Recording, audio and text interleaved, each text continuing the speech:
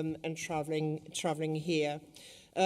Before we start, can I please ask you to put your mobiles on silent, please? And if the mobiles are ringing, it is £5 to the Chairman's Charity for Teamwork Trust, please. Which is actually, the trust is growing. Thank you. I wondered where the governor had gone. Right. So, also, the leader has told me that it is Councillor Edwards' 50th birthday tonight.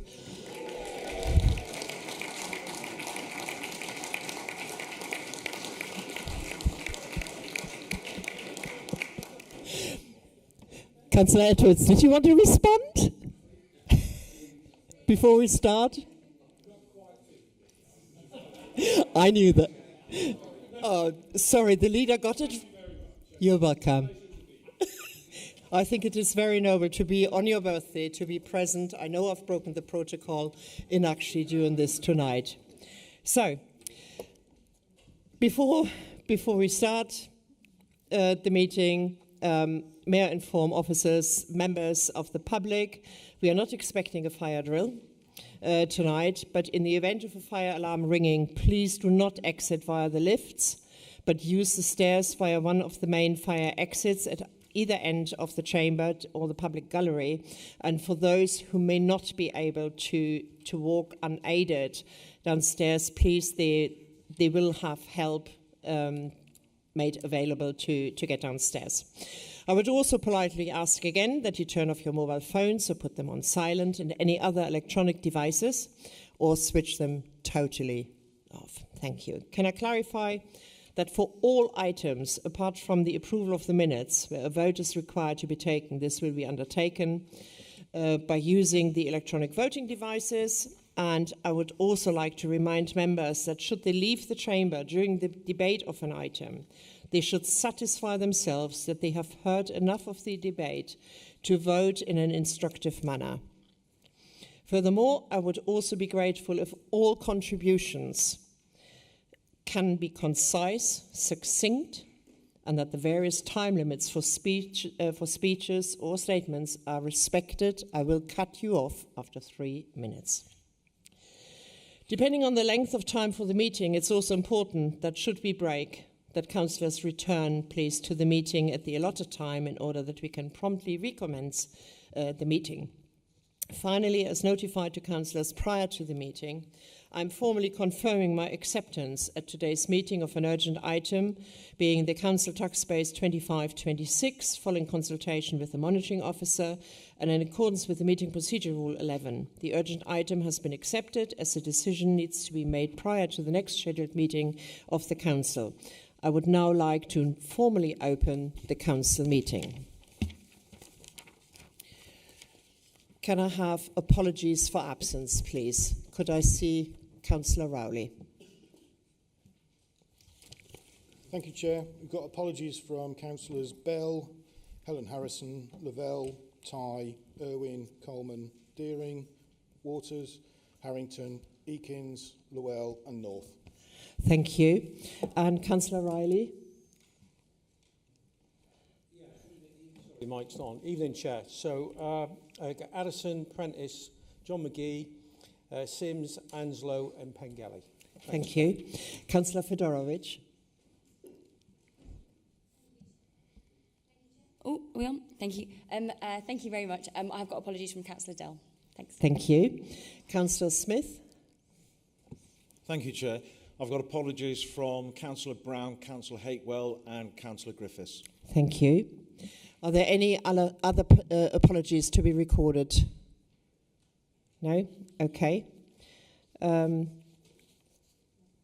not sure whether Democratic Services have received any others. No? Okay.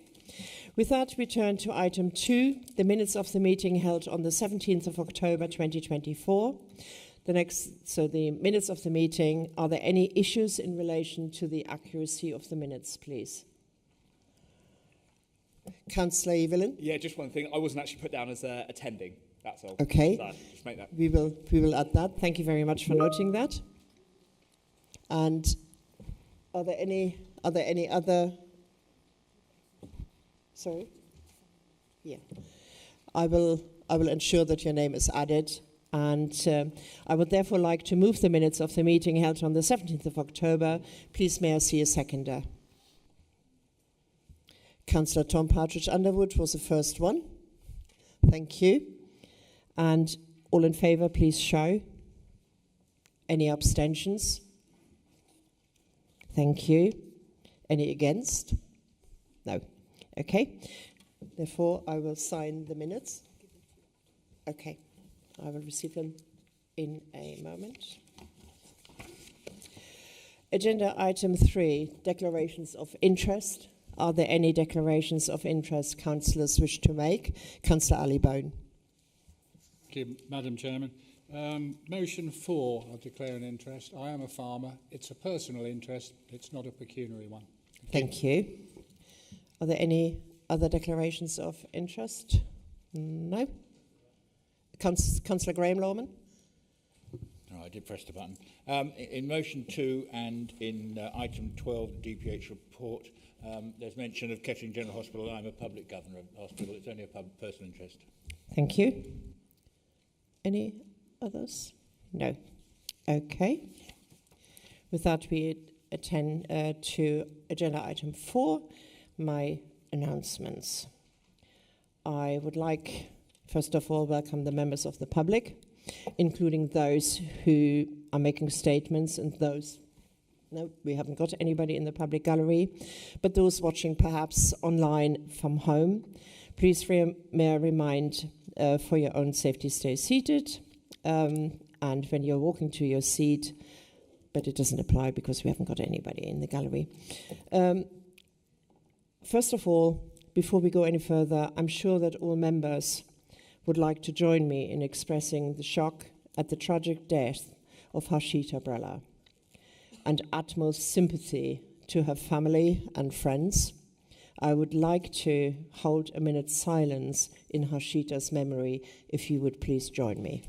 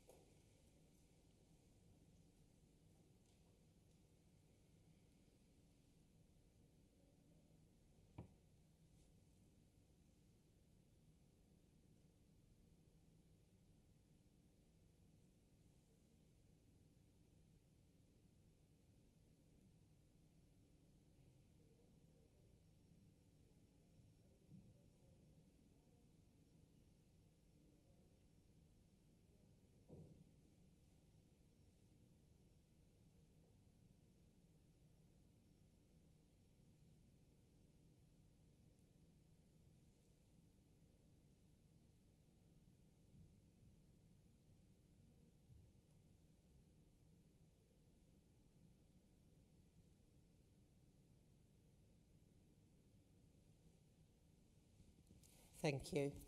Thank you.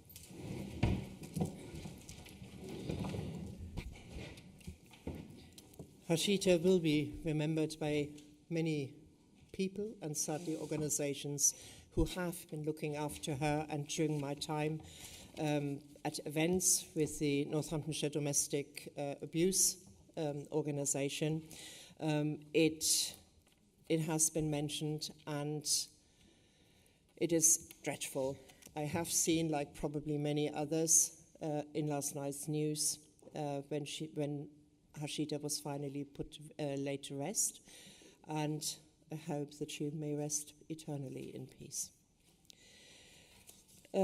My civic activities, I have in the month of November, I have attended about 26 events, and plus normal meetings I am part of. The highlights for me were the Remembrance Sunday, for instance, in Wellingborough, but as well in Kettering, because Kettering's was in the early afternoon, and I was very privileged to be part of that. Also, because it was in the presence of the Northamptonshire Lord Lieutenant, Commander James Saunders Watson, the Northamptonshire High Sheriff Amy Crawford, and also the Air Vice Marshal White, who inspected the cadets. And I must say, the cadets, they looked absolutely smart. It was lovely to just chat to them and to hear about their progress in the cadet forces. I was also delighted last Sunday to attend the shape dance at the Corps. It was absolutely brilliant. And one of our officers, her mother, May, has been the first person. She started the shape dance, and she's been making for over 50 years the costumes. And it's just absolutely outstanding. I also attended the Spirit of Corby Awards dinner, and which was beautifully organized by the town council. It was wonderful and heartwarming to hear of so many different people and organizations who are part of our society, they are the fabric of our society and all the things they have done. I then had the privilege to, a couple of days later, to go to Corby Radio to talk about my own fundraising activities for Teamwork Trust. And it was just lovely to be there, and I've been invited to return.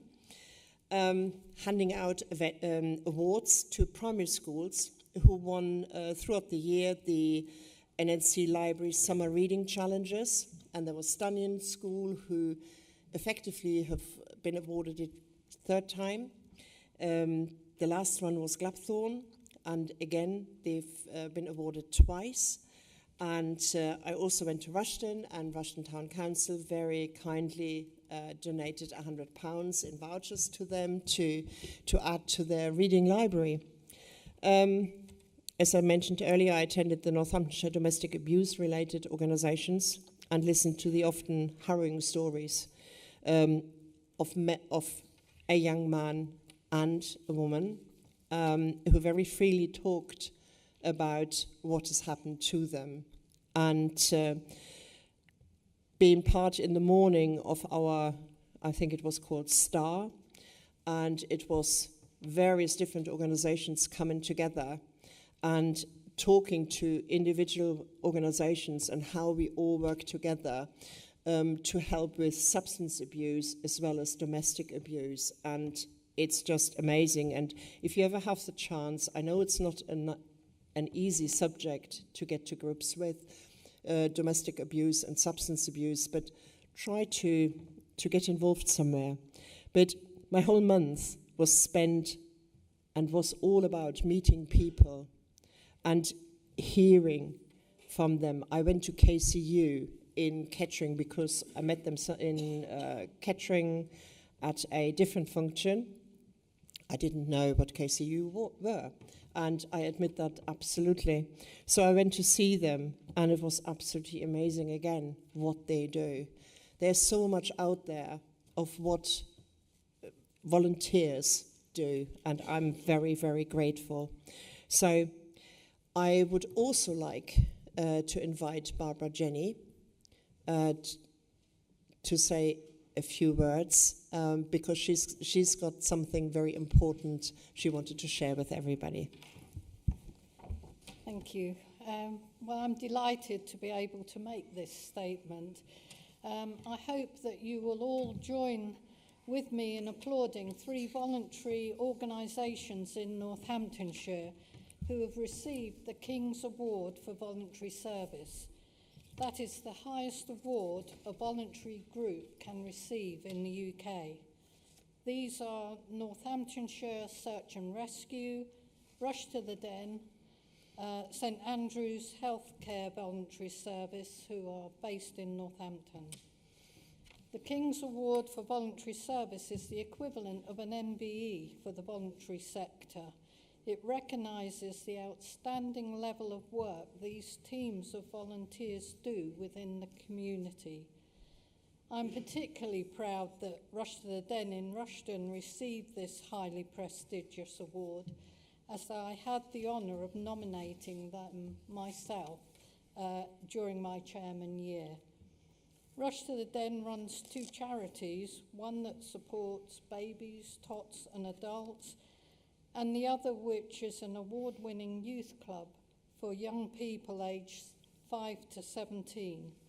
Rush to the Den believe in inspiring young people to achieve, helping them to gain and develop skills, knowledge, self-awareness and confidence.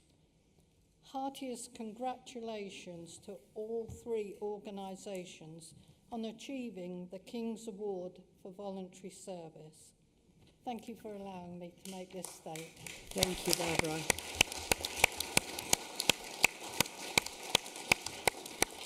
It's just outstanding to hear when somebody achieves so much. And I would encourage everybody, if you know of an organization that you feel deserves some more mention, some more support, not necessarily financial support, but you can always send information to Rachel McGrath at the Northamptonshire Community Foundation, because they hand then via chairman and Lord Lieutenant and Deputy Lieutenants and so on, the Rose of Northamptonshire Awards. But you can also, as an individual person, write to the Lord Lieutenant if you have an organisation that is so outstanding, and you can then work with the Lieutenancy Office to see if there's any possibility, like what Barbara has done, for some award like that. The Lord Lieutenant is very keen to have organisations recognised in this way. So I would also like to mention Councillor Scott Edwards in his 48th year and his fundraising email that he has sent out for any donations for the Children's Trust, for the Looked After Children. And whether it is chocolate gifts, whether it is monetary gifts, I think you're quite happy to receive either.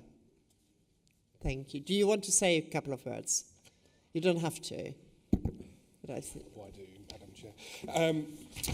A huge thank you for everybody. For people that don't know, so we've had a giving tree in the Newland Shopping Centre in Kettering, which I do have to declare an interest with as well.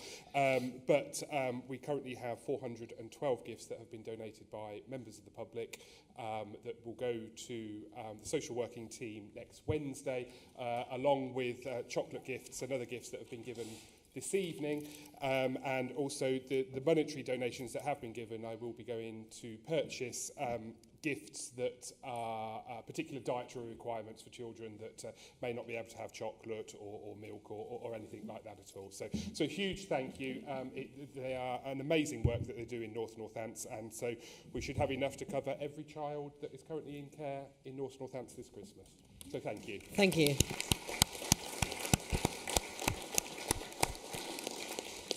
Right, can we turn to item 5, leaders' announcements?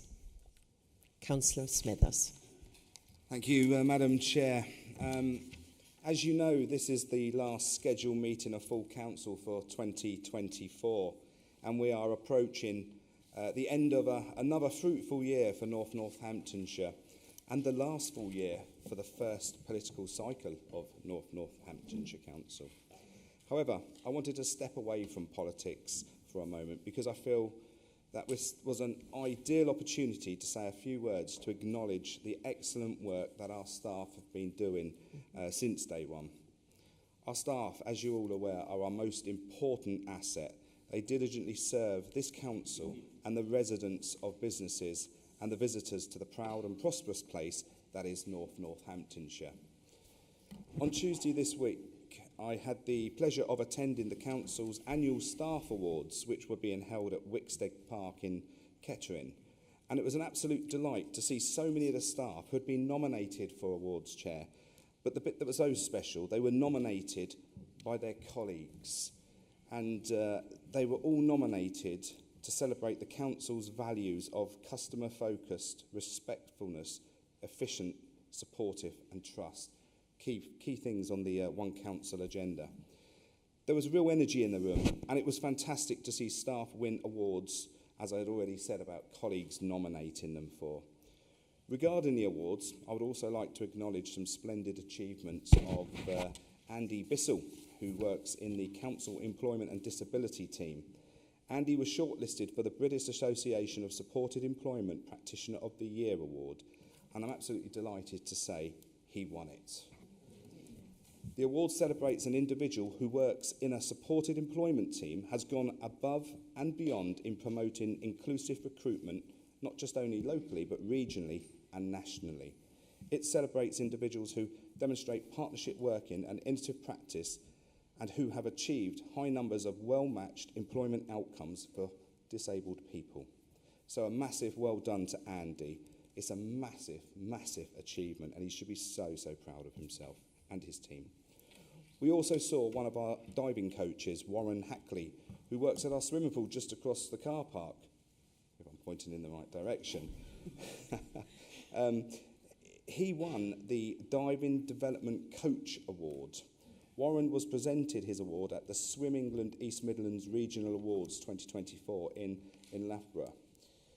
The award recognises the outstanding contribution of a coach in supporting and inspiring people to engage in aquatic sports and stay in aquatics, enjoy what they do and achieve their goals.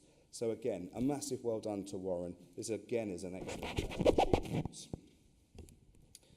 I'm also pleased to say that Lodge Park Sports Centre has been nominated for the Association of Public Sector Excellence, APSI, Best Performer Award for the second year running, having won it previously in 2023.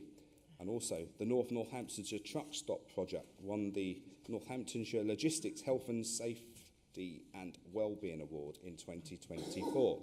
We're clocking up the awards here at Northamptonshire. Of course, the Discovery Northamptonshire Hub has been shortlisted for the Wellingborough and East Midlands Chamber of Commerce Innovation and Business Award. The award event is tomorrow, Madam Chair, so we should keep all our fingers crossed and just watch this space, and I'm sure we should win that. We know that no update on awards would be complete without a mention of Chester House Estate. Chester House has continued its winning streak, recently winning Small Business of the Year in the Northamptonshire Chamber of Commerce Business Awards. And I'm also pleased to add, that really put the cream on the coffee, that Jack Pishorn, the Council's Head of Culture, Tourism and Heritage, won Northamptonshire Chamber of Commerce Business Person of the Year Award. And that is nothing short of amazing. There's a lot of high calibre people that are in that award, and they were all worthy of winning that, but Jack picked it and won it. Again, excellent achievements which we owe to our hard-working and our talented staff. So, Chair, look, I could talk for the rest of the meeting about some of the achievements of our staff and this council. The Corporate Challenge Peer Review is an example of a testament to the hard work and the talented work that our staff do, but we can come on to that a bit later. However, I wanted to finish by highlighting the support the council staff showed for the International Day for the Elimination of Violence Against Women that took place on Monday, the 25th of November. It's a very topical subject in our area at the moment, as we very well know. Being a father of two girls, Michaela and Holly, and a granddad to my granddaughter, Ruby, it's a sobering and upsetting to know that 1 in 4 adult women experience domestic violence in their lifetime. According to the National Centre for Domestic Violence, women are more likely to experience repeat victimisation, be physically injured or killed, and experience sexual violence. It's not acceptable. It's not acceptable in this world that we live in these days, and it needs to be stopped. During Monday, the 25th of November, our Women's Equality Network, collected donations for Eve, an organisation based here in Northamptonshire. Eve enables women to overcome the challenges they may face because of their abusive situation, including homelessness, and provide much-needed refuge accommodation for women and their children. Chair, I feel this demonstrates the values that our staff hold dear to them, and I am so very proud of all our committed, skilled, talented and motivated staff that work for this council. So, Chair, I'm going to invite members to join me in a round of applause for our excellent, committed and talented staff across this council. Thank you, Councillor.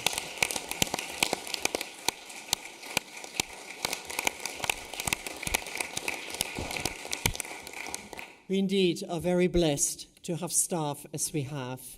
We are sometimes, I think each one of us is guilty in just sort of firing back an email because we don't like something or we disagree with it. But our officers, our staff work tirelessly.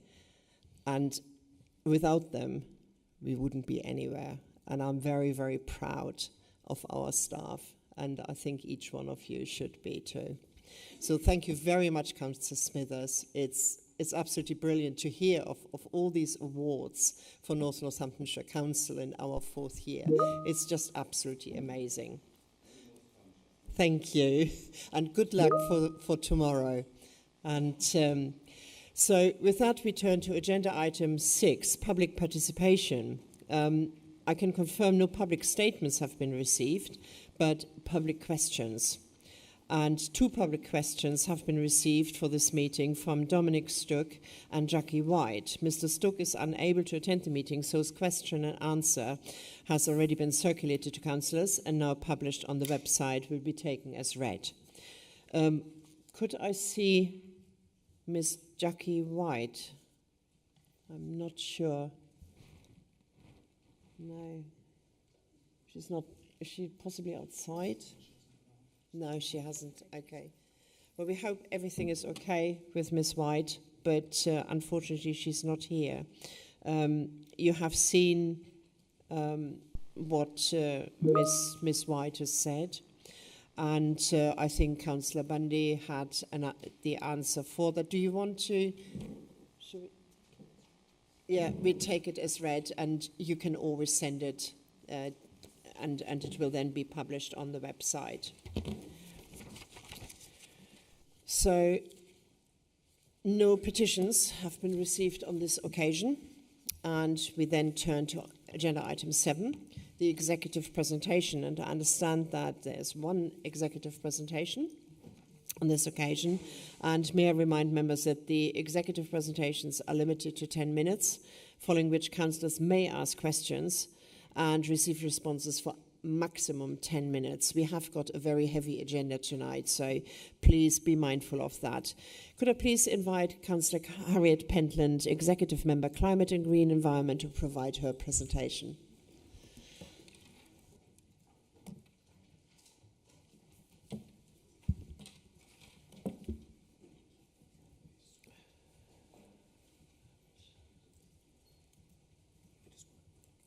Okay, yeah, perfect. Good evening, everybody.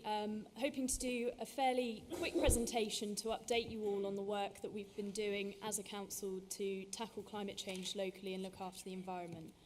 As I've only got 10 minutes, it is going to be quite a high-level report, and there is clearly a lot more detail that I could go into about the various aspects of the work we're doing, but I hope that this gives you a bit of an update that will be useful for members. So as a quick recap, in July 2021, the Council voted unanimously to declare a climate and environment emergency. Following this, there was a period of extensive data gathering in order to inform a decision on when the Council could reach carbon neutrality. In December 2022, the Carbon Management Plan was approved, with a date for carbon neutrality set for 2030. As part of the 2022-2023 budget, £1 million was allocated as pump priming funding for carbon emissions reduction activities. In December 2022, North Northamptonshire Council's Carbon Management Plan was approved, and this sets out the Council's aim to be carbon neutral by 2030. The Carbon Management Plan is the approach to identifying, reducing and removing greenhouse gas emissions where possible and safe to do so from all council services, assets, vehicles and machinery. The management plan is comprised of 94 activities which have been identified across 8 thematic areas. The first annual report for the Carbon Management Plan was approved by the Executive in June 2024. And this report outlined the Council's carbon footprint for 2022-23 and provided updates on the 82 original activities as part of the management plan. The achievements as set out as part of this update showed the delivery of 21 of those activities across the different areas. There was carbon reduction and sustainability questions added to procurement exercises for contracts of £100,000 or more. Feasibility analysis conduct performance certificates received to inform investment decisions. Procurement of fleet decarbonisation report. 100% of the highways winter gritting fleet now use hydro-treated vegetable oil instead of diesel. Over 5,000 halogen lamps have been converted to LEDs.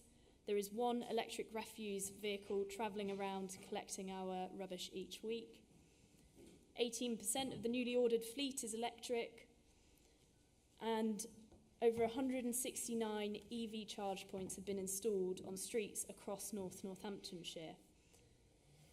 There were over 10,000 trees planted during the 2023-24 planting season across North Northamptonshire, in conjunction with a whole host of community groups as part of that. We, of course, also have the Climate Change Investment Fund, which is a pump priming investment, as I said, and so far that has allocated close to £800,000 of the funding to various projects. Further funding requests are also in the pipeline for the coming months as part of this. The fund has had a significant multiplier effect so far. An example of this is that £35,000 was invested into a decarbonisation project, and in return for that we were able to secure £3.8 million worth of external funding. So I think that's a great achievement and shows what that small investment can do from the outset. We also have the climate change strategy, and a recommendation of the carbon management plan was to develop a wider North Northamptonshire strategy with actionable recommendations for climate change mitigation and adaptation. This has been developed in conjunction with a whole host of external partners and experts in the various sectors that we want to work with in order to decarbonise.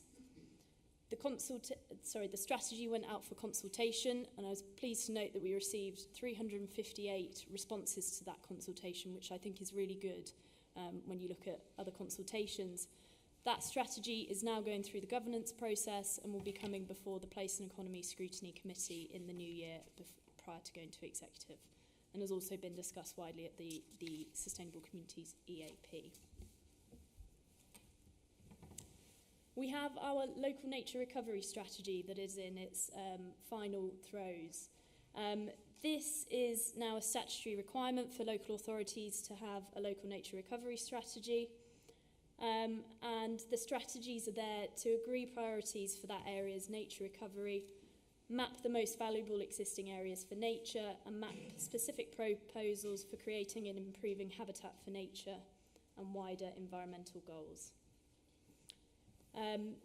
This again works extensively with local partners such as the Nen Rivers Trust, the Wildlife Trust and other organisations to make sure that we're pulling together the very best document.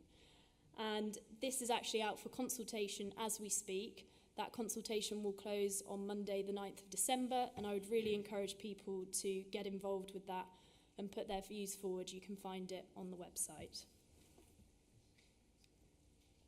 We also have extensive work with regard to electric vehicle infrastructure. Early on in NNC's existence, the VPatch project got underway, and as I said, over 169 EV charge points have been installed on the streets across North Northamptonshire, which is very important for enabling access to people living in all types of places to be able to convert to using EVs. The Council has also secured £2.89 million worth of external funding to help with the expansion of that charging infrastructure. And a real focus, again, as I say, has been put on that being making these charge points as accessible as we can to the widest possible audience. We have the electric vehicle infrastructure strategy that was approved earlier in the year. And again, you can look into further detail on the website if you want to look at that. Of course, we couldn't not mention the tree planting strategy, because I know so many local people have been involved with this in a very hands-on way. The tree planting strategy covers all tree planting activity undertaken directly across the council estate, and it also provides advice and guidance to support tree planting undertaken by private landowners. We're looking to significantly increase the canopy cover across North Northamptonshire, and that's in line with government directives. And I'd say we're putting in a fairly good effort on this. In 2023-24, over 10,000 trees were planted across North Northamptonshire. So that means since we came into being, more than 21,000 trees have been planted with community members, which is a really good start. And the tree strategy makes sure that we're going to be looking after those trees for the future. We have our local cycling and walking infrastructure plans. A number of those, as you can see on the slide, are at a very advanced stage. Lots of you will have been involved with the consultation process as part of this, and this is all about increasing access to safe cycling and walking routes across North Northamptonshire. Important part of this is the Greenway as well, which feeds into it. And I really look forward to seeing that all go from strength to strength as we encourage more people to utilise those. We also have our air quality strategy, which was adopted in July 2024. Now, we increasingly know how important good air quality is and the cost that poor air quality has on people's health across the country. The Council have been working extensively to look at ways to improve air quality, and that is really contained in the report, the strategy, which was developed in conjunction with Public Health, the Planning Policy Team, Transport Policy Team, and aligns closely with the Carbon Management Plan as well. The Council undertakes monitoring of more than 100 non-automatic diffusion tube sites, and you can find out more again in the strategy, which is on the website. Finally, I just wanted to highlight, in case you weren't aware, our NN Climate Conferences. We just held the fourth one a couple of weeks ago, and these are really important for being able to engage with the wider community as to what we're doing in tackling climate change. The conferences bring together external speakers from across our area, from industry leaders to students, as we had taking part in the latest conference. And it's really good, I think, that we get their feedback and understand what they're doing. So I'm really pleased that we've held 4 of these conferences so far. So that was my whistle-stop tour of what we've been doing to tackle climate change. Now, I recognise that there is still a long way to go, but I hope it demonstrates, as we've always sought to do, our commitment to tackling climate change. I really appreciate all the support that so many groups and individuals have provided in the progress that we've made so far and what we'll achieve going forward. Thank you. Thank you very much.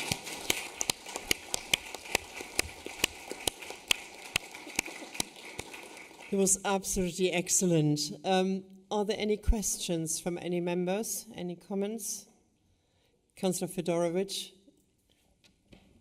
Thank you very much, Chair, and also thank you, Councillor Pendleton, for the update. I'm really, really excited to see that we've had our first, I think this is our first ever executive presentation throughout the whole of the time, but I'm really, really pleased that it's been on climate change, and great to hear some of these initiatives I already knew of, but it's really good just to give people a wider understanding. A couple of things I wanted to sort of query: the cycle updates, the LC whips. Of course, there's been a lot of work on those, and they've really progressed. But it'd be great to know if there's any sort of funding that we're looking at in terms of that. I know that this has been sort of in the pipeline, but again, the plans aren't really of use until we can do something in terms of the funding. I appreciate as well, I've kind of brought this up with officers about funding and creating some of our own funding if we can't get something from central government, but I just wanted to sort of query that. Also, the air quality strategy, obviously you don't have time to go into the detail right now, but it'd be great if we could get a bit more information sent out in terms of what's going to be achieved on a sort of short-term basis, mainly because transport, I suppose, is one of the biggest issues in that, and our buses, our taxis, things like that, and encouraging people, potholes, people can't get on their bikes because our roads are in not a good state. So it's how is that fitting into that strategy, and what actually can we achieve? I know there's only so much that we can do, but I think that's really, really key to sort of look at. I also want to congratulate you on the consultation and on how many responses you got from that. That was really good. I did push it quite hard as well for you, so hopefully you got some off the back of that.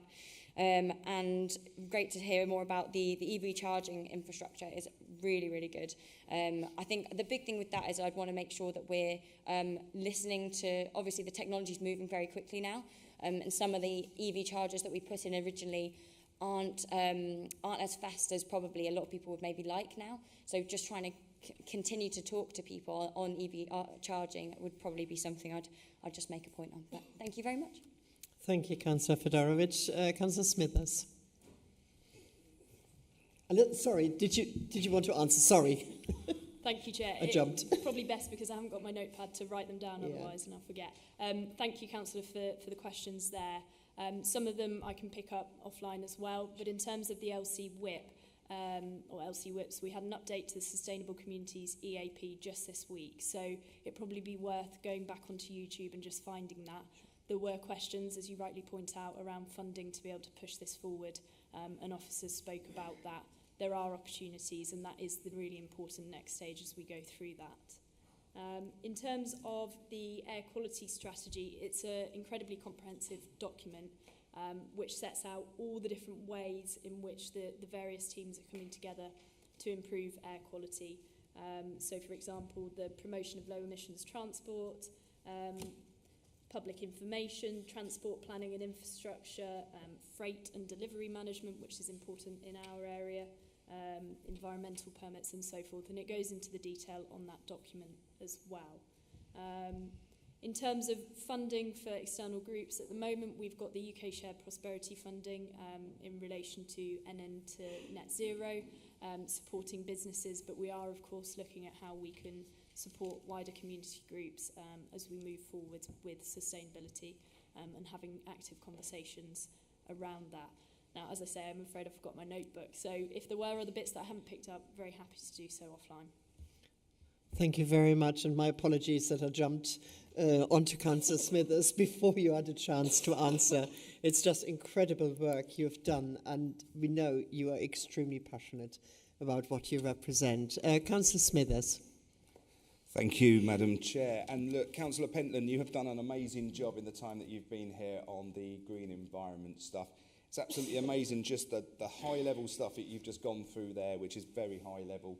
And, you know, as an executive, we get to hear every week from Councillor Pentland stuff that's happening in the area of climate change and green initiatives. You know, there's so much been going on, as she's identified, the green way, the blue way, the pollinator strategies and all of that sort of stuff that's coming through. It's such a wide-ranging amount of information, amount of projects that are going on. And the thing that I really like about your area is we set aside as a council, and we all took responsibility of that, of £1 million to seed fund so many ideas.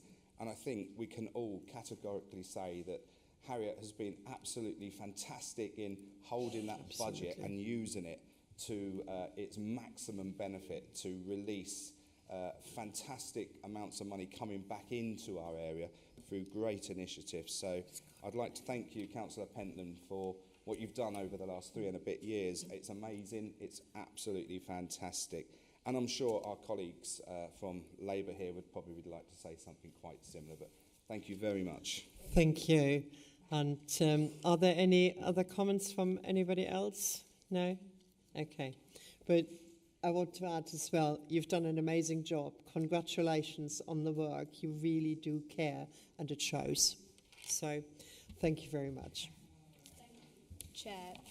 Chair, just very quickly, I'm very grateful for the kind words that people have said. The kind words must also go to our really hard-working officers who've put tremendous amounts of effort in, and we couldn't have done it without them. And we'll continue to do it. Thank you.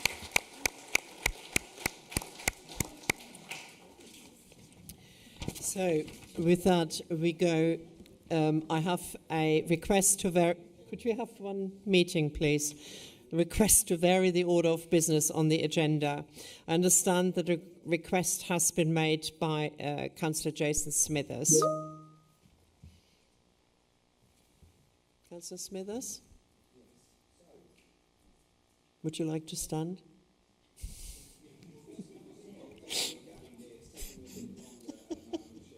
I know that feeling.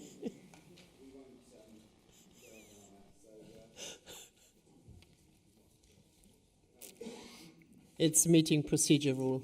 Yes, no, sorry, the mic didn't come on. We were trying to sort that out. So, Chair, under the meeting procedure rule 9.2 relating to order of business, I should be grateful if the urgent item, Council Tax Base 25-26, could be brought forward on the agenda for consideration immediately after item 13, appointment of cooperative town and parish representatives to the Democracy and Standards Committee, and prior to item 14, motions on notion. Thank you very much. Are we all in favour with that? Yeah. Okay. That's fine. Thank you. That's accepted. We will now move to substantive items on the agenda. And can I please remind members that the following items been moved and seconded, and you should register your wish to speak to open the debate by using your microphone unit. It's no good in just putting your hand up because I can't see that on the screen. So the first item is now agenda item 8, the corporate peer challenge. Please may I see Councillor Jason Smithers to present and move this report. Thank you, Chair. It is a privilege and a great opportunity to stand before you all today to reflect on North Northamptonshire Council's journey. Our community, residents and partners deserve nothing less than the best services, and we are committed to constantly striving to deliver just that. In September, at a pivotal point, 3.5 years from when our council was created, we welcomed the Local Government Association, the LGA, Corporate Peer Challenge. The LGA team of experienced peer provides a detailed and honest evaluation of our council. They interviewed our staff, representatives from all political groups across this chamber, partners, and visited some of our key sites. And I would like to personally thank all those who were involved in that process, because it was quite a task. The peer team were an absolute pleasure to host. They were very informative and they were really thorough in what they did. I'm incredibly proud of the strong positive feedback we received. It's nothing short of incredible to have such a brilliant feedback at this point in our journey, and I believe that we should embrace the peer team's recommendations, that we should celebrate how much we have all achieved together. The peer team highlighted the remarkable achievements of North Northamptonshire Council since its creation. They recognised that the work undertaken to establish this council cannot be underestimated, Chair, and that we should take pride in our progress. As we approach the end of this term in office, I believe that we should all come together and be proud of such a positive peer challenge report and the fantastic work that has been achieved. The peer team's report praised the dedication and the passion of our staff, who are fully committed to making our vision a reality. Our staff's engagement with the One Council ethos has been outstanding, and I am thrilled to see the impact of this new initiative. The peer team recognised that we are blessed with committed staff who are dedicated to each other, the place and the council, and I'm proud to see this in practice day in, day out, and the impact this has on our residents. We should not underestimate the impact that positive reports such as this has on our brilliant staff who work so hard. They deserve it. And of course, let's extend our gratitude to those who have moved on to new endeavours. The contributions were instrumental in reaching this milestone. Rob Bridge, our founding Chief Executive, laid the groundwork for our success, establishing the solid foundation upon which we built. I sincerely thank him for his vision and his hard work. George Candler skillfully guided us through the transition period and continues to inspire his team to make our region a source of pride. And finally, Adele, whose dedication and hard work have been invaluable as we embrace this new exciting chapter in the North Northamptonshire journey. It's wonderful to see her efforts recognised by her peers. You will note from the report, the peers said, I quote, she is held in very high regard both internally in the council at all levels and externally amongst partners. It just goes to show how much effort this fantastic lady has put into making Northamptonshire an even better place. I'm proud to say that our political leadership is also being recognised. The peer team highlighted the strength and effectiveness of the executive and the positive relationship between members and officers. Importantly, the peer challenge also praised our efforts in building effective partnerships, particularly in the Big 50 vision and forward-thinking initiative that has seen strong engagement from local partners. Our partners were recognised as being energised and excited, and that's exactly how all of us should feel about the opportunities we have to create a better future for our place and our residents here in Northamptonshire. I was immensely pleased that our governance was praised, particularly around performance management and financial reporting, which the peer team identified and is strongly championed by our new Section 151 officer. As we move on from the past, we can all have confidence that Northamptonshire Council is not only ambitious, but has strong governance and financial management at its core. We have balanced our budget year on year, and I am pleased once again to announce that our draft budget that was released earlier this week presents again a balanced budget. I'm thrilled that the corporate plan, the Big 50 and the One Council, each of which has its own goals, were praised, and it's a logical next step that we create a clear narrative, a golden thread if you like, that ties all of these together, making sure that we have a clear focus and prioritisation so that we can ensure that we are truly delivering the outcomes that matter the most. I am fully committed to improving outcomes for all children in Northamptonshire's area. But as corporate parents, we must always strive for more for our care experienced young people. Following the appointment of our excellent new Director of Children's Services, we are determined to ensure that our corporate parenting responsibilities are fully embraced across the entire council. To further support this, we will be establishing a new Children's Scrutiny Committee, as recommended by the peer team, to add capacity to an area which I believe must be a priority for all of us in this council. I welcome the reflection on a stronger and an improved relationship with Northamptonshire's Children's Trust. I know that the Trust's Chief Executive, who I met today with the Chief Executive here, he is very optimistic as we're about the opportunities to see even more focus and strength on our children's service leadership. And on this note, I must also praise Councillor Scott Edwards for his excellent leadership in fostering this relationship. You've worked very hard in that area, Scott, and exceptionally proud of what you've achieved there. There has been much cynicism about Northamptonshire in the past. We all read the stories, we've all seen the news reports, and we've all seen the fallouts that have happened.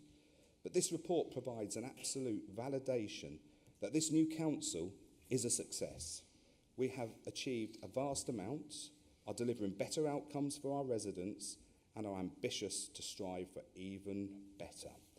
Once again, I would like to invite you all to take pride in our progress and recognise that now, more than ever, we must look forward to embrace the opportunity we have been given. Northamptonshire Council has come a long way in a short time, but we are far from done. Thank you very much. Thank you. Councillor Smithers, do you have a seconder for your report, please? I do. Okay. Councillor Rolls, thank you very much. That is lovely. And I've got the first speaker, Councillor Buckingham. Thank you very much. The corporate challenge highlights both strengths and areas where we need to improve. The praise for our staff and their commitment and the cohesive leadership of the executive team is well deserved, and we should take pride in our progress. However, the report raises critical issues, particularly regarding the leadership of the children's services, and this is what I'd like to focus upon.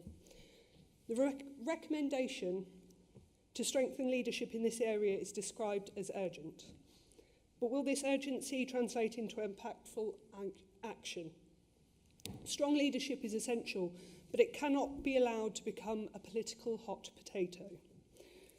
We must commit to embedding youth work and children's services as a strategic priority with the executive at all levels. I also want to address the incredible work that's been done on the ground within youth work. These efforts are inspiring and they're being stretched to their limits due to financial inadequacies. This is a direct result of past cuts. I urge us to learn from our mistakes and remedy them as quickly as possible. Investing in our young people is not just a moral responsibility, but it's essential for the future of North Northants as a whole. We need clear, actionable plans to achieve and improve those set out in the report. Creating a lifelong corporate parenting strategy, having children's scrutiny committee is a step in the right direction, but we must ensure that these are not just a tick box exercise, that they have real teeth and that they're backed by regular oversight to ensure the delivery of this transformational change. Thank you very much. Thank you. Councillor Lynn Buckingham, please. Thank you very much for the opportunity to speak. As has been said by my colleague, you know, there are real positives in here, but there's also a lot of recommendations, urgent need to create the golden thread. Yes, you have come from a very low base because we had to start off the council on vesting day, safe and legal. It's taken us a number of years to get from safe and legal to a point where you are starting to move things forward, but not at pace or not at, you know, a right pace for the council. And yes, we really do recognise some of the initiatives that have happened, and welcome the report and the hopefully achievements against those recommendations going forward. Thank you. Thank you, Councillor Buckingham. Councillor Keane, please. Thank you. Chair, I welcome the peer challenge review. It has some good points that clearly need to be celebrated, but also some points that need urgent attention. I'm glad the action plan has been drafted up, and I'm happy to offer the services of my group to be willing to assist where we can to address the points that are made. I was concerned about some of the comments made about our financial position and the need to support in that area. And the children's services were really quite damning. And I noticed Jim Hakewell isn't here today, so I'm going to coin one of his phrases, that scrutiny needs strengthened. But it's important that we do address these points. We have some really good strategies in the council, but it's also about deeds, not words. I was very happy to see the praise for the staff here, and I'd like to echo Jason's words, particularly of the great response that was held for yourself, Adele. It's important that we recognise this peer review, and NC has to do everything it can to recognise its staff who really came out shining in this review. Thank you. Thank you very much, Councillor Keane. I have no other speaker. Councillor Roberts. Well, Madam Chair, being reviewed by your peers is never easy. It shouldn't be.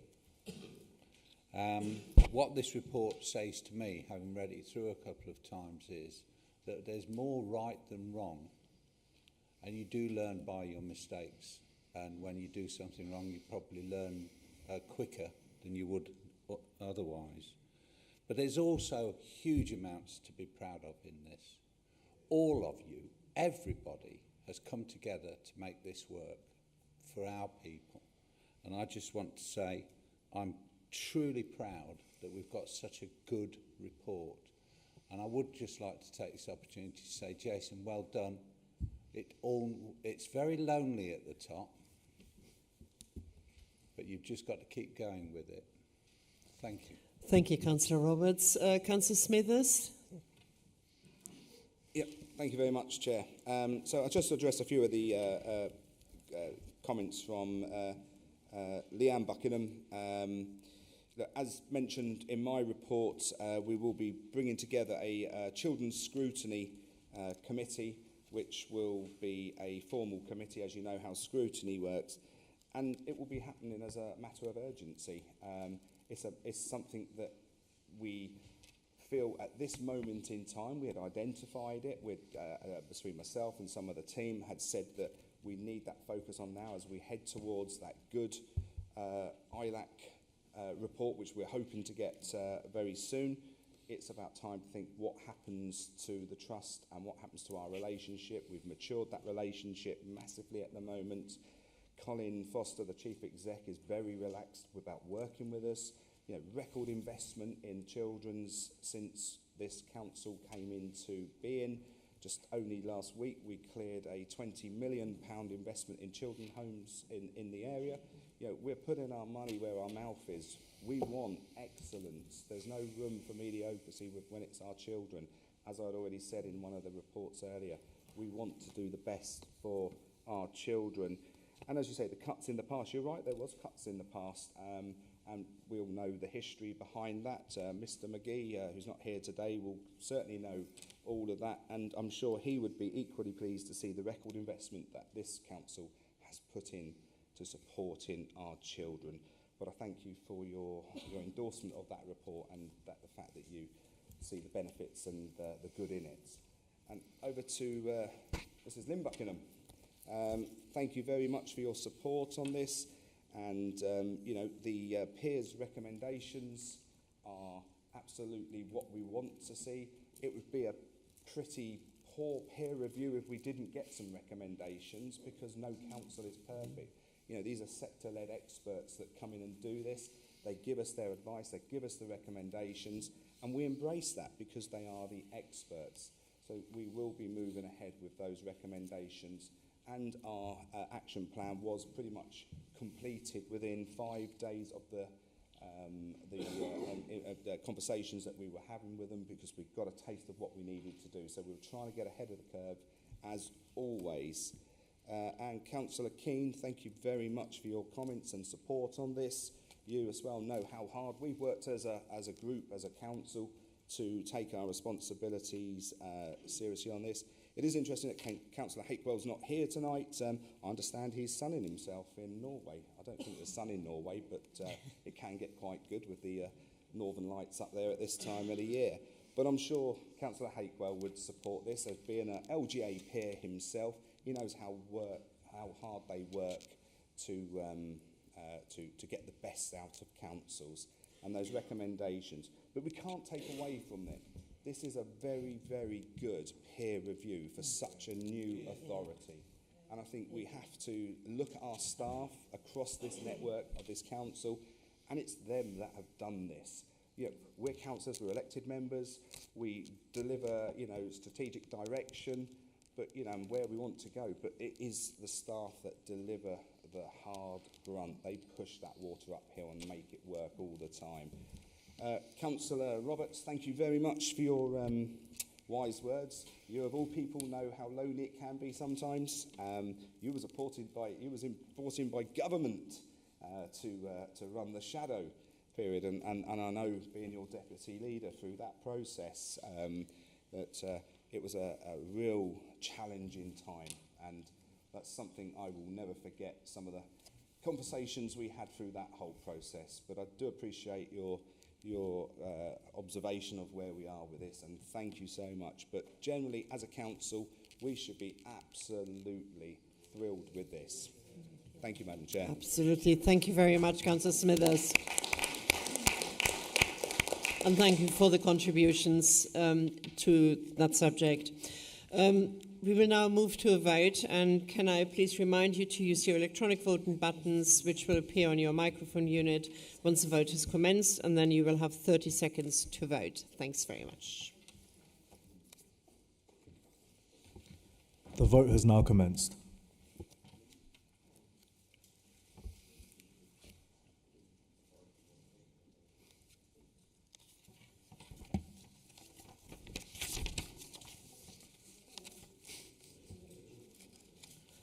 There are 10 seconds remaining.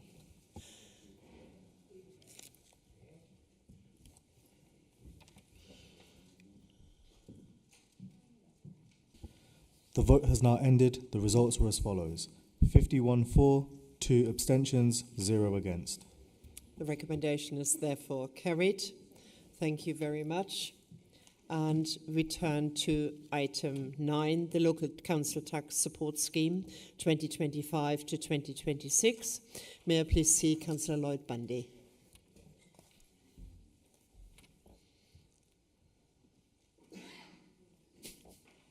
Give it another buzz. You want to try again? You're on the list. I'm on. Thank you, Chair. On the 14th of November, I updated the Executive on the Local Council Tax Support Scheme for 24-25 to enable members to make an informed recommendation to this Council for the scheme for the coming financial year, 25-26. The scheme applies to working age claimants only, as the government prescribes the scheme as for those of pensionable age. When the Unitary Authority came into being on the 1st of April 2021, a single local council tax support scheme was consulted on and implemented for North Northamptonshire Council and resulted in a scheme where all working age claimants were required to pay a minimum of 25% towards their council tax liability.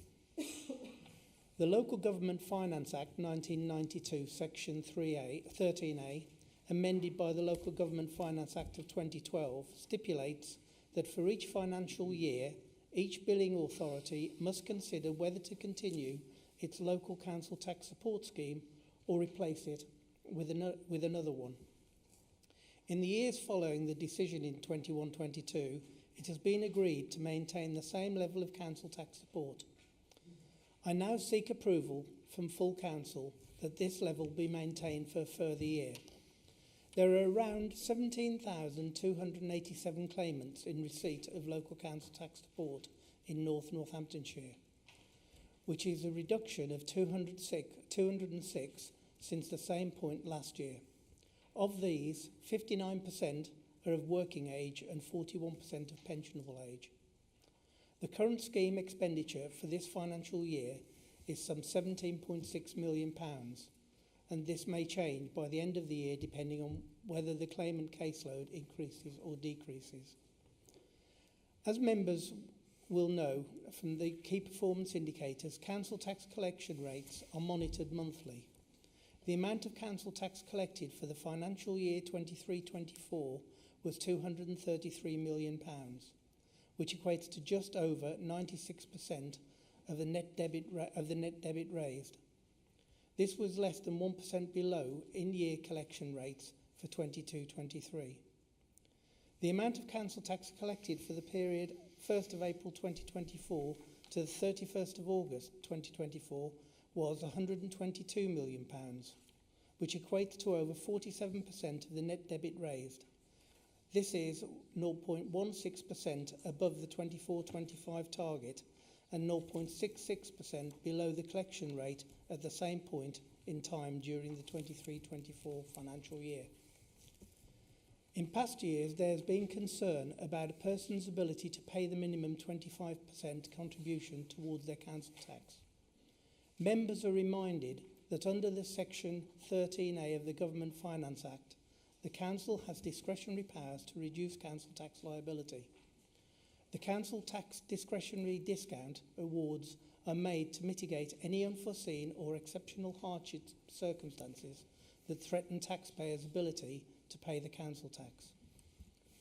For the period 1st of April 24 to the 31st of August 24, 133 council tax discretionary discount applications have been received.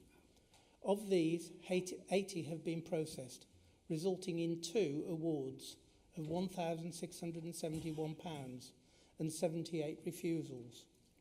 There are 53 applications awaiting assessment. This is where further information has been requested from the customer to complete their application. The majority of those refused either have excess income, so it is considered that they can afford to make the payments, or they did not provide further information that was requested to support their application. No one has appealed the refusals, and the service can clearly show individuals the methodology used. At last month's full council, the authority was challenged as to what it was doing to address issues of those who claim hardship. Can I reassure members that in nearly all cases, the Revenues and Benefits Social Inclusion team have spoken with the customers and have been able to help in other areas such as discretionary housing payment applications, personal independent payment applications, utilities and general money and debt advice. And with that, Chair, the recommendations are paragraph 3.1, and I'm happy to propose them. Thank you very much, Councillor Bundy. Could I see Councillor Kevin Watt, please, to second the item? Thank you, Chair. I'm happy to second this report. It's a valuable financial support for those suffering hardship within our community. Do you reserve your right to speak? No. Okay. Thank you. The first request is Councillor Smithers. Thank you, Chair. And again, I welcome this report, and I welcome the discount that the support that we can offer those people that will find themselves in hardship to pay their council tax.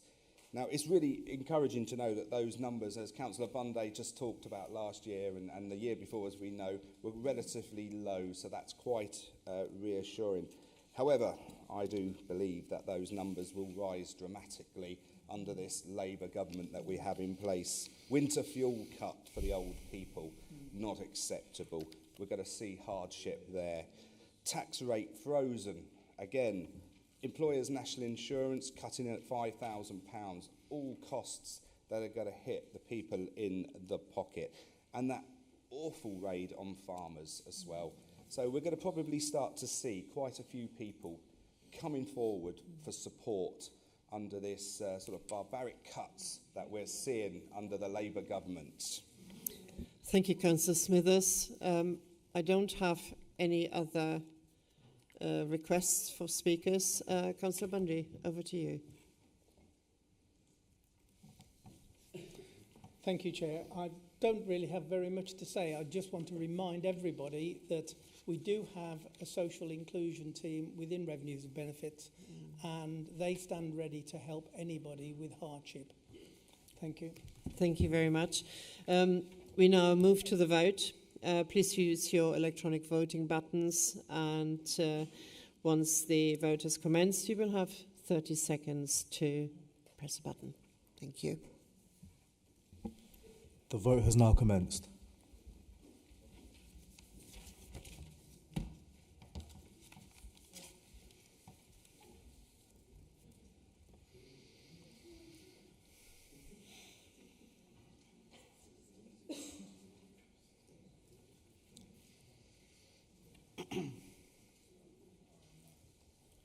There are 10 seconds remaining.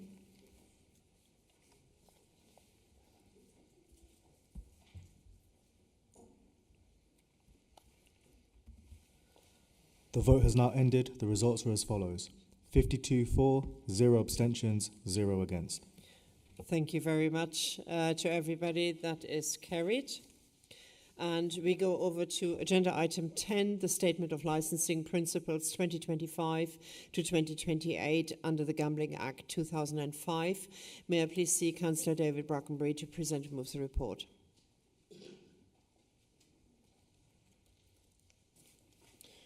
Thank you, Madam Chair, and good evening, ladies and gentlemen. This report sets out the updates which will form the new Statement of Licensing Principles which Northamptonshire Council are required to publish at least every 3 years. The current statement expires at the end of January 2025, so it's important that we get this over the line before then.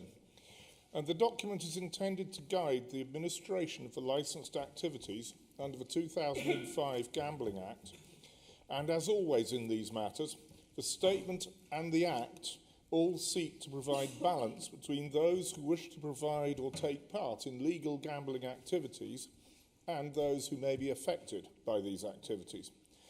A tremendous amount of work has gone into drawing up this document, and the matter has been consulted upon with the police, the gambling business, and again, those who may be affected by this activity. It's been quite a cross section of society being consulted in this, and you'll see entities such as Gamblers Anonymous and other bodies represented. So it's quite broad-reaching. On consideration of the responses to these consultations, no substantive changes are being recommended from the 2021 Statement of Licensing Principles, which was already adopted by this Council.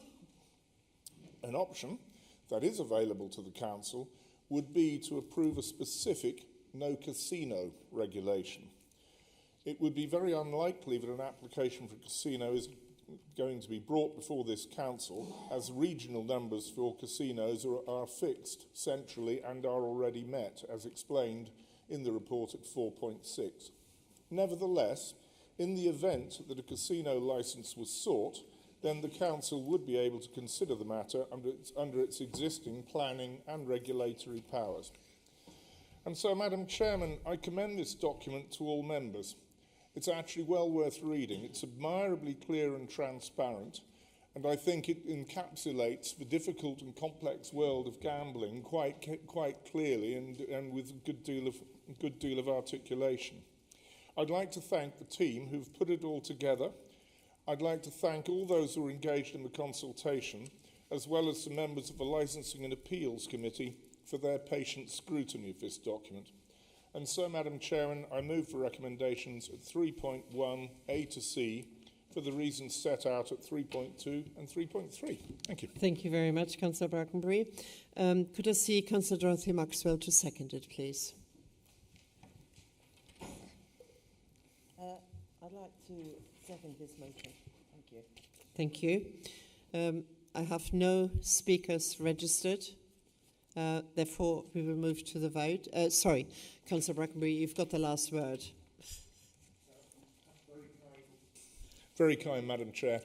I think the clarity of the document explains itself. So, I mean, I think it is probably why there aren't too many questions or queries on this one. Thank you. So thank you. Therefore, we move to the vote now. You will please use your electronic voting buttons, and once the field appears, you will have 30 seconds to press the button. Is yours working, Councillor McEwen? Is it not working? Sorry? In a couple of years, then it'll be sound. You just need to press the button. I know that feeling. Right. If we can concentrate on pressing the button, please. Come on, did you not see it? You haven't got one. He doesn't wish to speak. He's fine. Thank you. Okay, fine. That's okay. No problem, Councillor McEwen. It's just one of those things. Don't worry. Right. So, do we have a result? The vote has now commenced. Oh, we had that already. We didn't do it because he was pressing It was on the list, so it should be. Yeah. Yeah. Just press a button. Yes. There are 10 seconds remaining.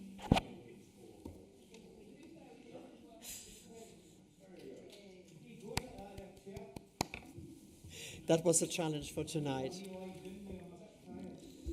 The vote has now ended. The results are as follows: 54, 0 abstentions, 0 against. Thank you very much. The vote is carried. And we turn to item 11, the progress report of the Planning Improvement Board. Please may I see Councillor Lee Wilkes to present and move the report. Thank you, Madam Chair. I'm pleased, really pleased, this evening to present this inaugural report for the Planning Improvement Board to you all. As you will know, most of you will remember, I think, on the 25th of April this year, the Council established a cross-party Planning Improvement Board to oversee the next stages of the transformation of the planning service and to help establish a culture of continuous improvement. That work includes assessing where we currently are, looking at where short-term improvements can be made, gaining feedback from everybody, and that included officers at all levels, councillors, other stakeholders, and contextualising, visualising what a future planning service might look like. So I want to start by thanking all of you who responded to the planning questionnaire that was sent out, and there was a lot of you, so it was really good feedback. It was good to get it. and to the numerous officers at all levels, as I've said, who have been involved and provided assistance and feedback throughout. It really is hugely appreciated. And importantly, people should realise that that feedback is directly helping design NNC's future planning service. A special thanks also to the members of the PIB themselves, councillors and officers, who not only provided their time to do this, and I know everybody struggles to find the extra time, but they found it, but they also brought energy and enthusiasm and focus to the board. Whilst the first meeting of the PIB was not quite 6 months ago, we hit the ground running, and as you'll see from the report in front of you, we identified a number of areas for improvement. And those are improvements that help officers, councillors, applicants for planning, the public, and in fact every other stakeholder. In fact, one of the areas, we covered the peer review earlier, one of the areas that I'm most proud of with the PIB is that we had already identified nearly all of the areas that the PASS review identified later. And I say that because it means that we're all on the same page. We all want the same thing. We all believe on the journey we need to take to get there. And it's important that we did that because whilst North Northants Council statistically performs better than most of our comparator councils, we of course can always be better. And we can really improve on the way that we communicate and deliver the planning service as a whole. There are a whole series of things that we've managed to achieve, but since inception, I just wanted to raise a few of the notable ones. As I say, we've spoken and communicated openly with members and officers. We've held various workshops, and all of that has been focused on fostering a one team, one council approach. We've obtained and collated feedback and suggestion data, a lot of it from people in this room, and we've used that in workshops to design and imagine what a future planning service could and should look like. We've looked at how we can improve the speed of validations, how we can efficiently process data, and there's an awful lot of data that flows through the planning service, and how we can improve things like the enforcement service. We fully reviewed the performance of NNC's planning service against government targets and against, as I've said, our comparable authorities. Importantly, really importantly now, the team have developed a whole series of guidance notes and training for officers, not only to ensure that the officers have the guidance and support that they need, but also to ensure that we're operating with a single set of consistent one council planning processes. It's a real tricky thing to achieve. But I'm sure that you'd all agree, and one of my focuses from the very first meeting is that any officer should be able to seamlessly move from one NNC planning area to any other NNC planning area and instantly recognise the systems and the processes that they've got to work with. It should be a single North Northants planning service. And in fact, on that subject, one of the things that we have managed to achieve in a short period of time is that the various planning teams from around North Northants now collectively work together in the same offices twice a week. And that will improve further.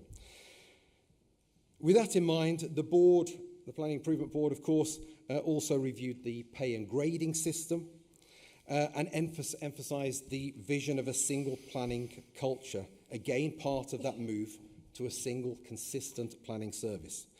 You may have noticed we've already recruited some new officers within the service, and we're working really carefully with them to ensure that they are supported and integrated into that one council and into the culture that we're creating. We've started the process of establishing a renewed training and appraisal programme to support continuous development and improvement, not just to help officers fulfil the roles that they're doing now, but to support them, as you would hope we were doing, in advancing and developing for the future. We've improved the IT systems at planning committees, and we've brought forward, I know you'll all be delighted now, we've brought forward the initial rollout of the new single planning software system to the second quarter 2025. Could you wrap up, please? Oh, come on, it's so exciting. With all of that, I'll just finish by saying we've encapsulated that in a dynamic document that is the planning improvement plan that is in front of you all today, and will be taken to the next PIP board at the end of the month. Madam Chair, I'm really pleased to propose the report, recommend the report, and the recommendations in 3.1. Thank you very much, Councillor Wilkes. It is excellent work that you've done as chairman of that group, and we know you're extremely passionate about planning anyway. Can I please, do you have a seconder to move your report? Councillor Watt. Thank you. Thank you, Chair. Happy to second this report. I don't need to reserve the right to speak because Councillor Wilkes has covered everything, really. Thank you. First speaker is Councillor Smithers. Thank you very much, Chair. I seem to be up and down like a dingo in here tonight, don't I? So it's absolutely fantastic, and I must take my hat off to the officers that have responded exceptionally well to this Planning Improvement Board as chaired by Councillor Wilkes and the other councillors that are on there. The officers have absolutely risen to the challenge, and it's really heartening to see an absolute notable improvement in the service. You know, I'm going to keep banging on about IDOCs, a single sort of system that we need to get in place, and I'm sure Mr. Candler and Mr. Kane will understand the importance of that. But we've got to have a real honest look at our planning service, and that's what this has done. It comes out the back of the work by the Planning Transformation Board that led into this Planning Improvement Board. But we need to have that honest look at what type of planning authority do we want to be. And I think that's part of the process that's happening at the moment. But it's very positive where we are. I think it's excellent, the feedback that we've had thus far from partners and so on, that people are beginning to feel a little bit more relaxed about the planning offering. There's very strong officer leadership in the area, and that is commended by Mr. Candler as well. Councillor Wilkes has done wonderful amount of work in a short amount of time, and as his committee has also. They've worked very hard, and I think we can commit to bring regular updates to this council so everybody here gets to know what our planning service is doing, how it's improving, and of course we would encourage that debate back from yourselves to try and help us to improve where we are. But I'm confident that we're going to be moving in that right direction. And the litmus test for me when we have these type of boards is I see a reduction in the amount of complaint emails that come into me as the leader of the council, and that has dramatically dropped since the Planning Improvement Board was formed. So based on that, I am really happy. That's less email traffic for me, but it really does demonstrate that things are beginning to work in the right way. So well done to everyone involved in that. Thank you, Madam Chair. Thank you, Councillor Smithers. Rome wasn't built in a day, and I think our officers are working very, very hard to make our organisation as efficient as possible, and I think a big thank you to those officers is really appropriate. Councillor Brackenbury, David Brackenbury. Thank you, Madam Chair, and I'm going to echo a lot of what's been said this evening. Yes, I think this is an opportunity to thank everybody in the planning service for all their commitment and their tenacity in what has been a long period of change and you know, trying to get 5 different planning operations working together seamlessly. It's been something that has taken the whole of this council period to get going. And so the officers that we have, no one likes working in an environment of constant change. It's difficult to do that. So I think that the officers that we've got, led by George and Graham Kane and everybody else, really deserve the highest commendation. But I also would like to say, you know, my thanks and congratulations to Councillor Wilkes and the Planning Improvement Board. The Planning Transformation Board, we did a lot of good work there, but Councillor Wilkes and his team are putting a fresh light on it, and the recommendations and the work that's been put in has been really, really appreciated, and I know it's been taken on board both by officers, certainly by myself as portfolio holder, and it'll be for the good of the wider council. So my thanks to you, Lee, Councillor Wilkes, sorry, and all the members of the Planning Improvement Board. My thanks to the members of the previous Planning Transformation Board, who shouldn't be forgotten here. They did a tremendous amount of work getting the seeds set for a real improvement in planning services. And my thanks for every officer who's been involved. Thank you, Chair. Thank you. I haven't got any more speak. Oops, Councillor Colquhoun. Thank you, Chair. Pardon me. I'd like to say thank you to Councillor Wilkes for that, pardon me, very enthusiastic presentation. And I'm particularly pleased about it as one of the councillors on Lloyd's ward who's been dealing, along with Councillor Pengelly and Councillor Lynn Buckingham, with the fallout, if you like, of the warehouse fiasco. So getting or ensuring that something like that never happens again is very, very important. I understand your enthusiasm, Councillor Wilkes, because I'd recently gone on to the board, the Housing Improvement Board, and I am equally enthused about that. And anything that calls improvements and brings improvements has got to be a good thing. I wish you well. Thank you, Councillor Colquhoun. Could Councillor Watts, did you want to add anything? No. Okay. Then we go back to Councillor Wilkes, please. Thank you, Madam Chair. So importantly, the only reason I didn't thank everybody individually is because you're so strict with your time and I knew you were going to cut me off. But it has been a great example. It's a great example of cross-party working with members, with officers, to really take an important service and put it on the road to improvement. It was a good service. It was running well, but it's been a great opportunity to plan a visionary service for the future. So I don't really have anything else to add, Madam Chair. I'm sure you'd cut me off if I tried. But I'm delighted to recommend the report and the recommendations.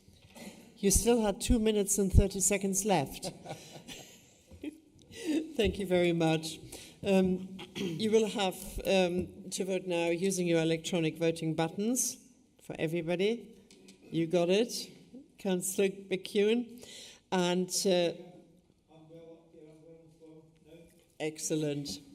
So once the vote commences, you have 30 seconds to vote, please, pressing the button.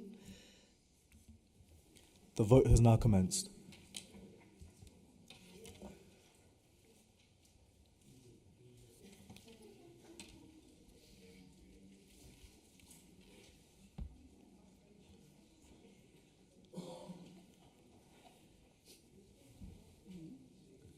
There are 10 seconds remaining.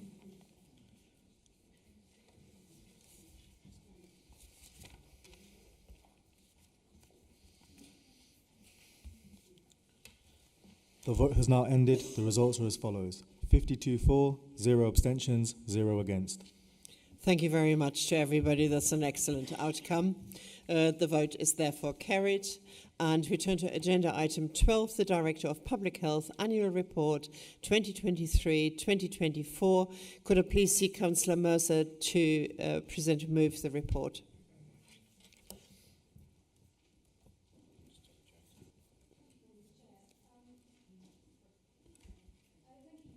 I'd like to present the Director of Public Health, who is going to present the report for you. Thank you. Thank you very much. And Mrs. Bethia, if you would like to join us, please.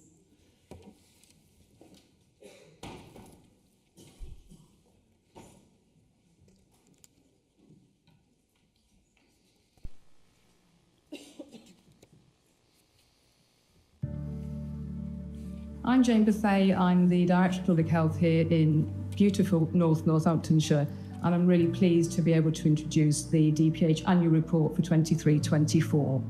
I've been in post as the DPH here since September 2023, and I've been employed with North Northamptonshire Council in that role, working with lots of partners across the system to try and improve the health and well-being of our population here. This report is going to be talking a little bit about what our ambitions are. We're going to really focus on place because we see that as the best possible way to get to where we want to be with our population, by understanding our local populations, by working with them, by working with their partners and our partners to make sure we get the best possible services and the best possible outcomes for everybody. So public health is a very broad area of work. It covers everything from sexual health to mental health. It covers so many different areas of well-being and also health. But it also is an area where we are united in what we want to do and what we want to achieve. Public health in its most simple form is about saying, how do we pull together as a system with the assets we've got to get the best possible outcomes and help people live longer, healthier and happier lives? That sounds really simple, but to do that, you have to work in a really integrated way with lots of different partners and also, really crucially, with the population that you're serving. And that's what our focus of our report is going to be for this year, is what work have we done to really try and develop that sense of place. As a public health function, we provide some functions, and this is things like smoking cessation. We have a very active, busy smoking cessation service that we provide here in North Northamptonshire. And we have a really very busy health protection function as well, which is about preventing infections and communicable diseases and also supporting people should they arise. We buy services, everything from integrated sexual health all the way to those services that support young people developed through that 0 to 19 journey, so health visiting, for example. So we are responsible for an extremely broad area of work, but we do that through a public health lens. We do that through how do we get the best outcomes from the assets we've got, how do we use the best evidence we have to make sure we're doing the right thing, and how do we show the benefit of that through really clear outcomes monitoring and outcomes focused approaches. The report is going to focus on where we've been in the last year, what we've achieved. We set ourselves incredibly huge ambitions, around 64 commitments we made in the last report. And I'm going to talk a little bit about how we've progressed against those, but we're also going to talk about our new sense of place, how that links into the new health and wellbeing strategy, and how we see that as our vehicle to get to where we want to be as North Northamptonshire in 10, 15, 20 years' time.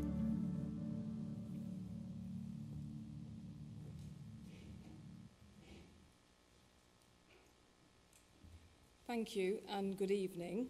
I'm glad I have my back to the screen because seeing yourself on a screen as big as that is not easy and makes me realise I am no longer in my 30s or my 40s, but I'll move on from that.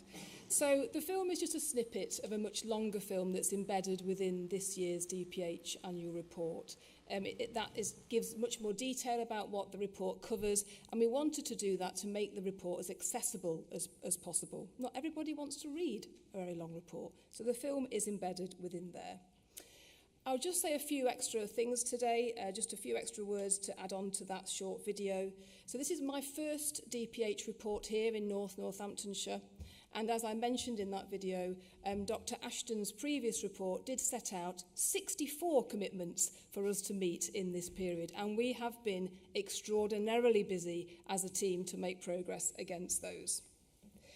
The report itself lays out a few areas around our demography, around what we look like as an area, but also about some of our challenges and some of our public health challenges.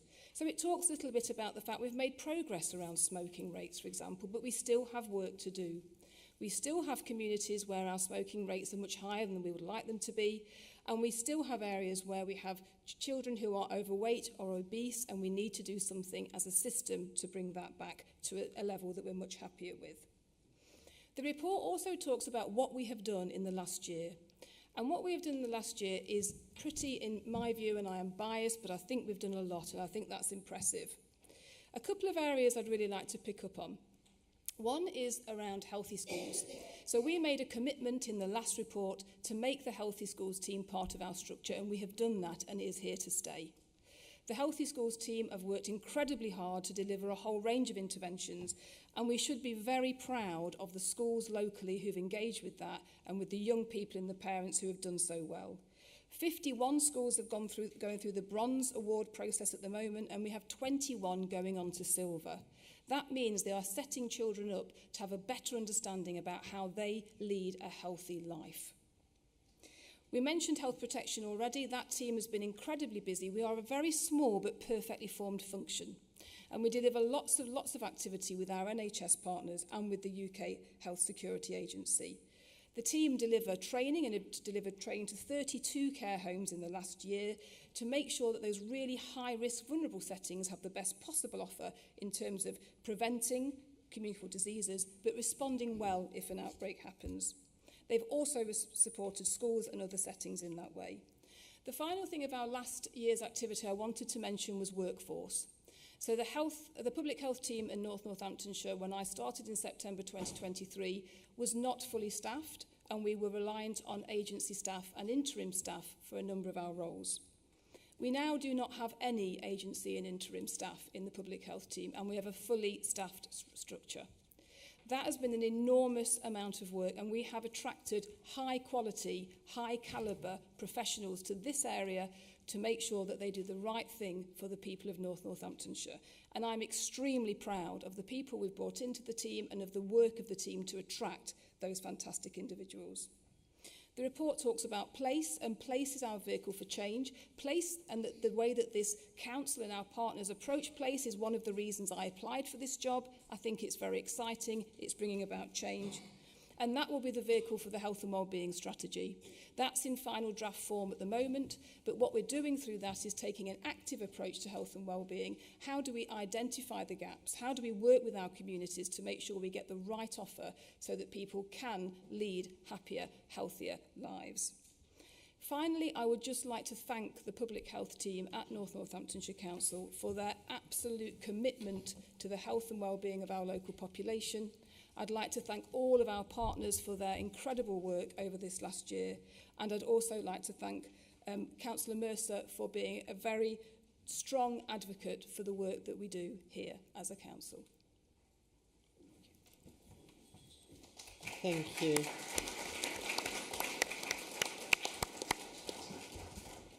I think we can be very rightly proud of our Director of Public Health, and who leads with enthusiasm the public health area and every bit of department. And I think we all owe you an awful lot. It's been a pleasure whenever we've gone to functions, to any events where you've had a team around yourself.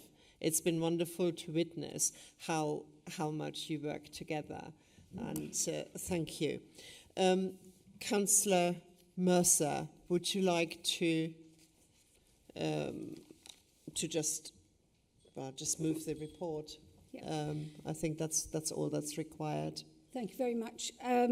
Yes, I think the report showcases the amount of fantastic work that's been done in this department, and I'd like to personally thank Jane, the Director of Public Health, for all her enthusiasm, building up, as she said, this fantastic team and all the enormous amount of work that goes on, both that's reflected in the report and other work as well. So I'd just like to propose this report, Madam Chair. Thank you very much. On this occasion, then, we move to the vote. I have not got any speakers or anything. Oh, sorry. Who's going to second your report, please?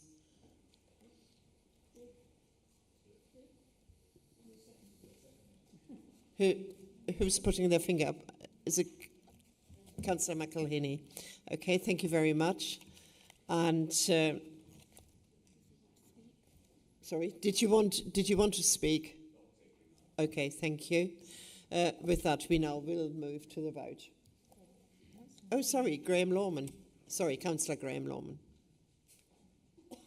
Just crept in. Thank you, Madam Chairman. I just wanted to, this item came to health scrutiny, so I thought I'd take the opportunity to congratulate the DPH for the excellent report. It was very well received at scrutiny. We gave a long, and like you, I've met Mrs. Bethea at a number of events and seen the expertise and way that the health department is conducted. I'm very pleased with the 5 main thrusts of objectives that are on page, I think it's 25.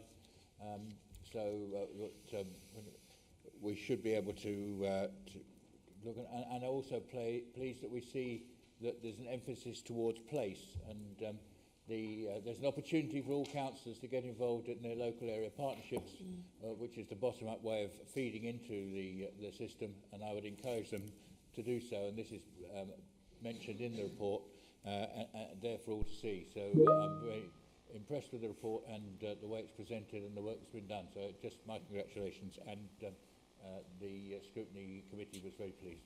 Thank you very much, Councillor Lorman. Councillor Zoe McGee, please. Thank you, Chair. First of all, Jane, I thought you looked lovely in the video, actually. While the other Councillor McGee isn't here, I'd like to thank you for including the budget and the numbers for him. He was very pleased to see that. Thank you very much. I'd also like to thank you for your consistent communication and excellent updates on what goes on. It's really, really brilliant. We thank you and all the staff that are working on this. And also I'd like to thank you and the rest of the officers and members of the council who worked really hard to get the Autumn Centre recognised as a centre of excellence, which is absolutely brilliant for a centre who provides a lot of really high quality care for elderly in my area. So I'd like to thank you for that as well. So thank you. Thank you, Councillor McGee. Councillor Smithers. Yeah, well, thank you very much, Chair. And I was just going to mention what Councillor McGee has said.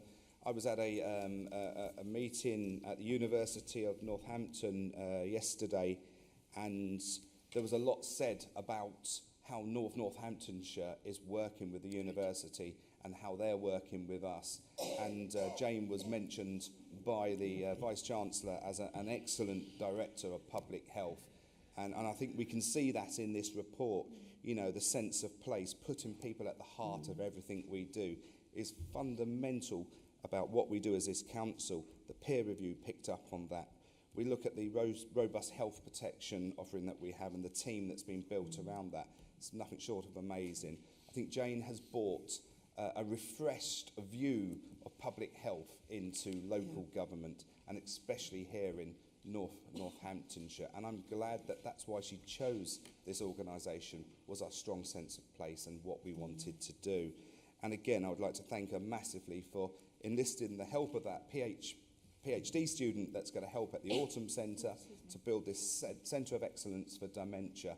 Dementia, as you know, is very much on the increase, and there's a lot of adverts on TV at the moment which really make you think about it. People say you die 3, 4, 5 times when you've got dementia because you lose bits and bits and bits as you go along. It must be the most awful thing for anyone to deal with. And as a responsible authority, if we can do anything to help aid that and make that better for people, then that's a win-win. So, Jane, thank you so much. Thank you, Councillor Smithers. Councillor Helen Howell. Thank you, Madam Chairman. I'd also like to congratulate Jane and the team. And I must say that they worked really, really closely with our leisure team, and it was recognised in the peer review that actually now that the leisure team sits in the same department as the public health team, that has massive benefits.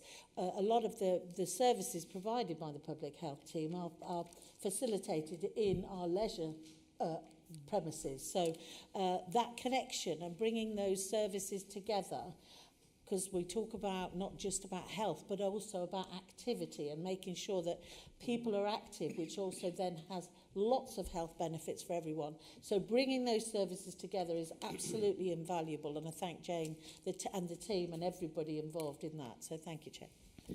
Thank you. I think those were very kind words, and I think Jane Bethia deserves a round of applause.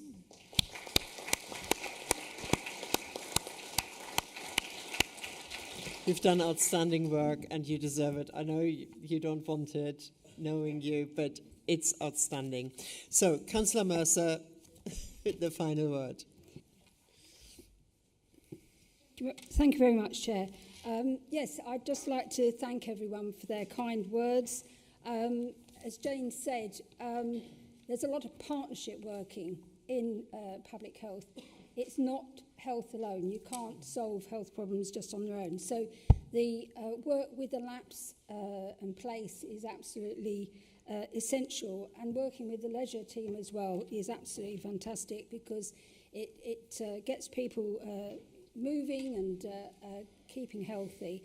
And also I was very delighted to be at the Autumn Centre when we broke the news to them about the funding, so and to see their faces. So really pleased that we were able to do that. So with that, Madam Chair, I'd just like to propose the report.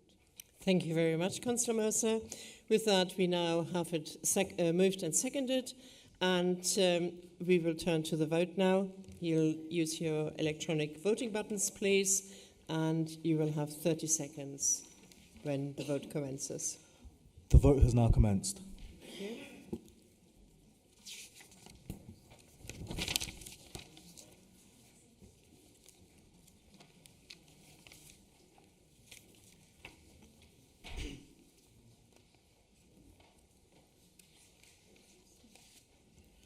There are 10 seconds remaining.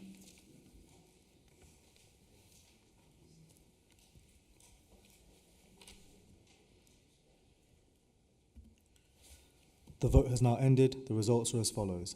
53 for, 0 abstentions, 0 against. That is an excellent result.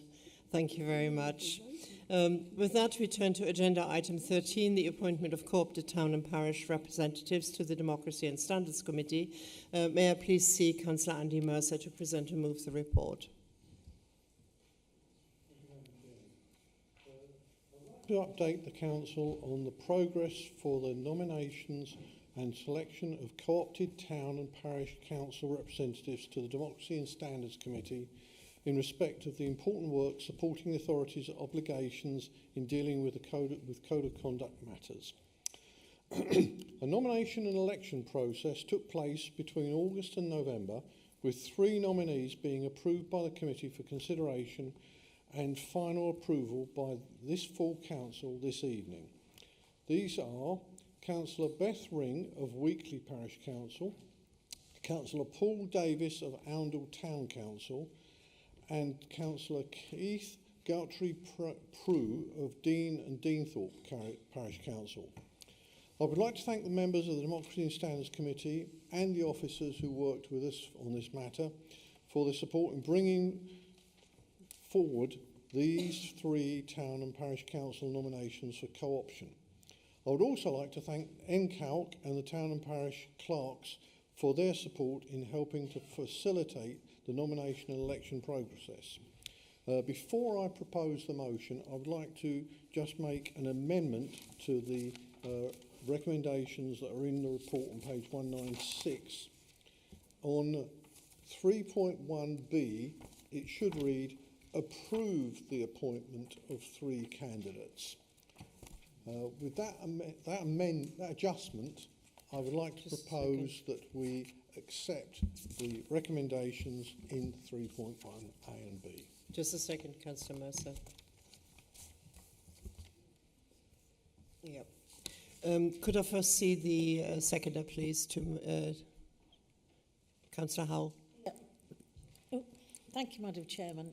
Yes, I'm more than happy to second this paper because it's fantastic that actually town and parish councillors are putting themselves forward for this role.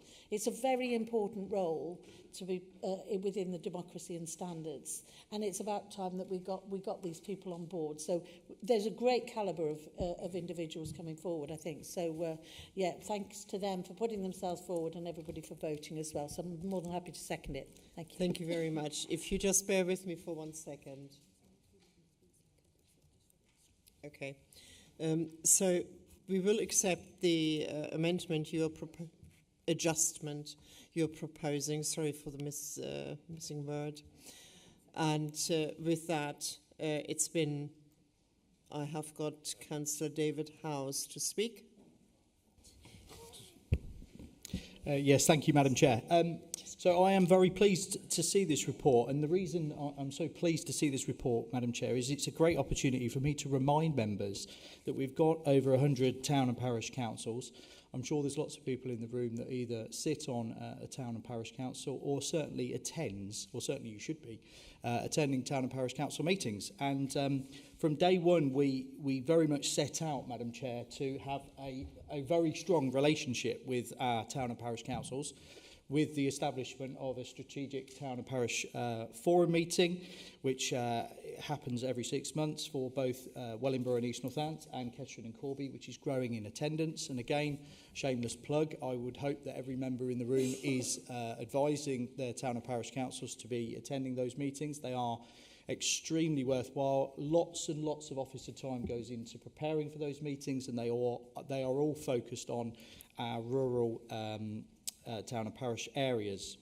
And we also have, Madam Chair, a Gypsy and Traveller Forum meeting that I was attending today, actually, which is an excellent opportunity for those parish councils and councillors that have gypsies and travellers within their community to come along and work with us. So again, this report, going back to the report, Madam Chair, it's an excellent step in the right direction that we are working with our partners, because our town and parish councils are our partners, and they often feel, and they have often felt in the past, Madam Chair, that they feel subservient, and this is a step in the right direction to bring them into our council to work with us. They have a huge amount of talent, and they offer such valuable help for us, and I would like us to continue to see them in that light and continue to work with them. And I'd like to see more of this and bringing them into our meetings and various things like that. Thank you, Madam Chair. Thank you very much, Councillor House. Councillor Wilkes, please. Thank you, Madam Chair. Yes, of course, congratulations to the 3 successful candidates. The reason I wanted to stand up and speak is I notice in 4.9 that 3 councillors for the third place, the third spot, 3 councillors received exactly the same number of votes. And the winner was drawn by selecting lots by straws, I guess. We obviously don't know who the 2 unsuccessful ones were. They obviously know themselves. So I just would like, I think we'd all like to put on record, because it's important that people put themselves forward for these positions, put on record our congratulations and thanks to them and commiserations that they drew the short straw. Thank you, Councillor Wilkes. I have no other speakers, and Councillor Mercer. This is long overdue, there's no question about that. We should have been doing this several years ago. Immediately the council was created, North Northants Council. We're ending up doing it just towards the end of our term of office. As a result, the Democracy and Standards Committee resolved that if those 3 elected members are re-elected in the parish council meetings next May, they will automatically be given a 4-year term added on to what they've already done. That seems highly appropriate and ethical to me. With that, I'd like to propose we accept the adjusted motion. Thank you, Madam Chair. Thank you very much. And with that, we now move to the vote. Please use your electronic handset and the voting button. The vote has now commenced. I haven't got anything on mine.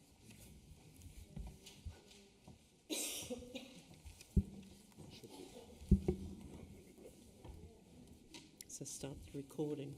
It says start recording, but nothing else.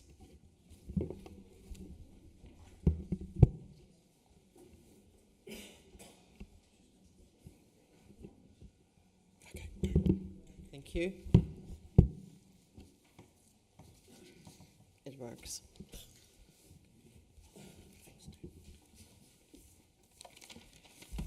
The vote has now ended. The results are as follows. 53 for, 0 abstentions, 0 against. That is superb, and my welcome to those 3 councillors who will be giving up their time to attend those meetings if it is necessary. And with that, we now turn to the urgent item that was moved by Councillor Smithers, the Council Tax Base 2025-26. May I see Councillor Bundy, please? Thank you, Chair. It's the statutory responsibility of the Council Tax Billing Authority to set a tax base for its area. The tax base isn't the exact number of properties within the area, but a notional figure if all properties were within Band D. It also takes into consideration factors such as growth and collectability. The resulting calculation equates to a Band D equivalent tax base of 119,376 properties. before applying the expected collection rate of 98.5%, which reduces this down to 117,585. The recommendation of paragraph 3 reflects this, which is an increase from last year of 1,738 properties, and this reflects a growth of 1.5%, and I'm happy to propose this recommendation. Thank you very much, Councillor Bundy. Could I see Councillor Anupandi to second it, please? I'm happy to second this report. Yeah. Do you reserve... report. I'm happy to second this report. Yeah. Do you reserve your right to speak? Oh, no, I'm fine, thank you. Okay, yeah. Thank you. At the moment, I don't have any speakers. So we'll move to the vote. Councillor Bundy, do you want to add anything? No. Okay, we'll move to the vote. Please. The vote has now commenced.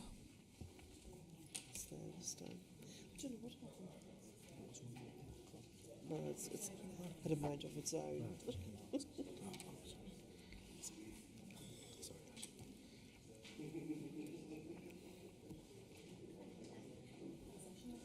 There are 10 seconds remaining.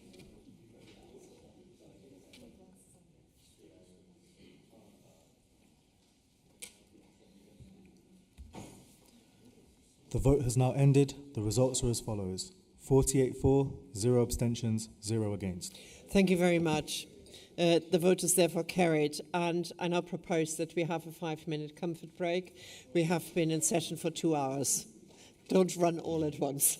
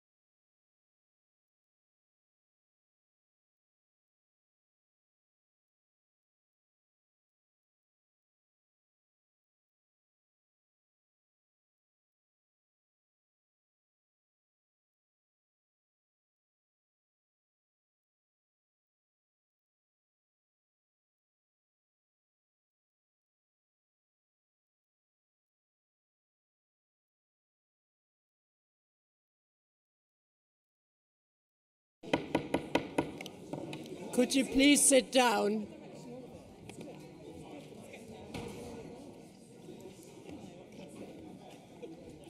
Councillor Jill Mercer, could you please find your seat again, please?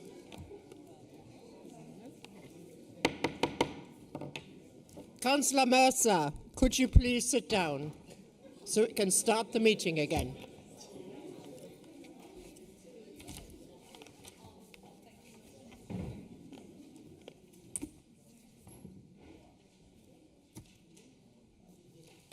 Thank you.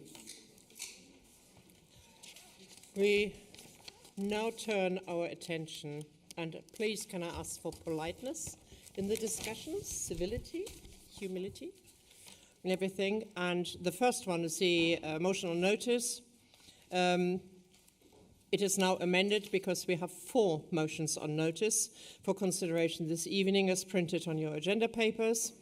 And may I remind you that in accordance with Meeting Procedure Rule 18.2, the discussion on motions before the Council must be about the matters for which Northamptonshire Council has direct responsibility or influence. Should speeches stray into national matters not relevant to our local area, I shall request that you refrain from doing so. And please note that I expect all contributions to be concise, and please respect the time limits that apply. A mover of a motion has maximum 5 minutes to speak, and I've got a stopwatch on my mobile. All other contributions are a maximum of 3 minutes. Thank you very much. So, motion 1 has been withdrawn, and so we turn to motion. Sorry. Oh, because Councillor Sedwin Brown withdrew the motion before the meeting and has given her apologies for not attending tonight. And Councillor Smith, are you in agreement? Chairman, yes, I consent to this. Thank you. With that, the first motion to discuss is motion 2. May I please see Councillor Alex Evelyn to move the motion? Thank you, Madam Chairman, for giving me the opportunity to propose this motion on the future of Kettering General Hospital. And in preparing this motion tonight, the words of Kipling sort of came to mind, where he says, if you can wait but not be tired of waiting, or being lied about, don't deal in lies. Now, I wouldn't want to say that members opposite have lied at all during the general election campaign that happened earlier this year, but there is the beauty of free speech and social media, and I think it's important that we hold the Labour lot to account on the various articles that they have said, which I'm always happy to share with you as well. But on the 10th of June, when the Chancellor, well, Shadow Chancellor, now Chancellor, came to Northamptonshire, came to Kettering and various other areas around the county, she said that the Tory claim that Labour would shelve KGH is a load of rubbish. And then on the same day, the Shadow Chancellor doubled down on ITV News Anglia and said, we're very much committed to the hospital building programme, and also revealed, which I think is really intriguing, there is the money there. It has been allocated, and we are committed to those hospitals, including the rebuild of Kettering General Hospital. And on the 11th of June 2024, the Kettering Labour Party Facebook went on to say, we've committed to the rebuild of Kettering General Hospital. I know how important it is. We are determined to deliver the hospital that people here in Kettering need, and Rosie, our candidate here, is also committed to that. And then on the 25th of September 2024, the BBC, which is no friend of the Conservatives, reported Labour, no false hope over Kettering General Hospital. So it's interesting how over the space of 5 months, well, 6 months, the load of rubbish seems to be coming from Labour's promises. The money that was committed seems to have gone to the trade unions, as we've seen in the budget. And the false hope seems to be materialising very quickly. If this was not so serious, it would actually be quite comical from what we're seeing from Westminster Labour. However, the future of Kettering General Hospital is key to the prosperity of all residents across Northamptonshire. And as the strategic outline case for the hospital, which I hope all members have managed to read, clearly illustrates why it needs to go ahead. In Northamptonshire, the population has grown by 10.2%. That is above the English average. 1 in 4 of our population are aged over 65, and 40% of the Northamptonshire population are living in areas of deprivation. The document also goes on to talk about the estate itself and how it's an old and dilapidated estate. There is poor ward configuration. There's an inadequate amount of capacity. Dignity cannot be given to those patients that are in the hospital settings. And also, there's a lack of staff facilities. Now, while I accept no final decision has been made on whether KGH has been completely cancelled, the dither and delay will inevitably impact the morale of staff and patients, which expect a good quality of care. And while the Labour Parliamentary Party may have had growing pains with governing, it would be nice to see this evening if local Labour would have the courage to fight for our residents, our community and our much-needed infrastructure investment. And I only hope that in the Christmas spirit, with only 3 weeks before Christmas, that the motion will pass tonight, and maybe Labour can also apologise to Tom Purslove and Philip Hollowbone. Thank you. Can we just be polite? Thank you. Could I see Councillor Pandey to second the motion? Thank you, Madam Chair. I second the motion and reserve my right to speak. Okay, thank you. Before I ask councillors to speak on the motion, I've been notified of one amendment prior to the meeting. Please may I see Councillor McKean to move that amendment. Yes, thank you. Chair, now I take a lot of issue with what has just been said with the motion. Kettering General Hospital rebuild is something that has cross-party support here. However, something that's been deliberately turned into a political football match. Now let's state some facts. The rebuild was promised as part of the 40 Boris Hospitals pledge. It was a manifesto commitment in 2019 by Philip Hollowbone to be delivered by 2030. It's quite clear this project has gone completely off track, and if the pledge was to be met, then a lot more progress should have been made under the previous government. It's something that they have failed to deliver on. Now, I'm not saying this is Philip Hollowbone's failure. He clearly did campaign for the hospital, but his government just did not put the money into the project. Hollowbone asked many questions about its future and its construction in Parliament. A lot of them were kicked down the road. Now we want to see the hospital built as well. The one thing the project needs is a realistic timeline and a proper budget. This was not achieved by the previous government. In fact, Rosie Writing asked a question in Parliament recently about the funding and a business case and where it had been received. It was revealed that only £9.4 million had been allocated to the scheme by the previous government. Now, I know the Conservatives have had some issues with the maths and economic competence recently, but 620 million and 9.5 million, there's a heavy difference there. The 620 million simply does not exist. So we can't support this motion, and therefore I'd like to propose an amendment. I have provided the amendment to Democratic Services in advance of the meeting, and if they could kindly put it on the screen. I would like to take... So I'd like to take out from the first paragraph, the Labour government's decision to review the new hospital programme by the previous Conservative government has put this development of Kettering General Hospital under threat, with 622 earmarked for investment going back to the Chancellor. This will impact the health and well-being of the residents across North Northamptonshire and outcomes for patients. And change it to, the previous Conservative government in 2019 pledged to build a new hospital in Kettering by 2030. Despite cross-party support, the previous government failed to outline spending commitments or a realistic timeline to deliver this project for the 2030 target. It's noted that the National Audit Office, then in a report published in 2023, said the progress on the hospital building programme had been slower than expected and was not achieving value for money. It's also said it was unclear whether full funding for the programme would be found. The cost of the project could cost in excess of 700 million, and as of the July the 2nd, 2024, 2 days before the general election, £9.4 million was allocated to the rebuild.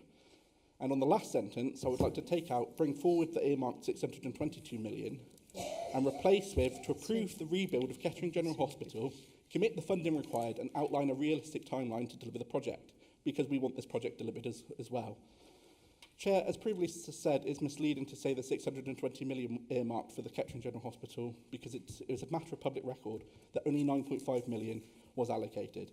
Now, it's important that Kettering have a realistic timeline and a budget, so I'm hoping that the members opposite will support this amendment, which will take the political football out of it, ask the leader to write to Wes Streeting to approve the rebuild of Kettering General Hospital, commit the funding required, and outline a realistic timeline to deliver the project. This motion actually, this amendment to the motion goes further than what they're asking for. This way we can get on with delivering this huge infrastructure project for the needs of our residents and serve our growing population. We can't bring forward money that has not been agreed on in the first place.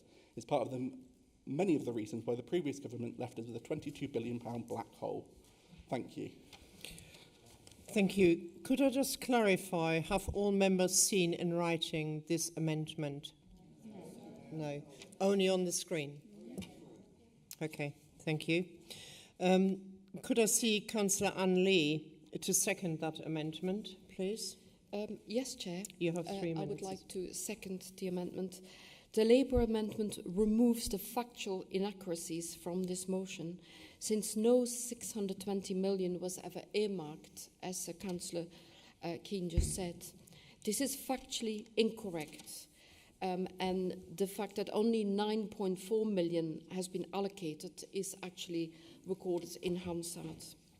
Yes, of course we need a new hospital, but you cannot expect the current government to magic up money that was promised twice by Philip Hollebourne, but not delivered by the previous government. It would be akin to expecting the Labour government to stamp up 350 million per week extra for the NHS, which was also promised by the Leave campaign and which was never delivered either. I second this amendment. Thank you, Councillor Lee.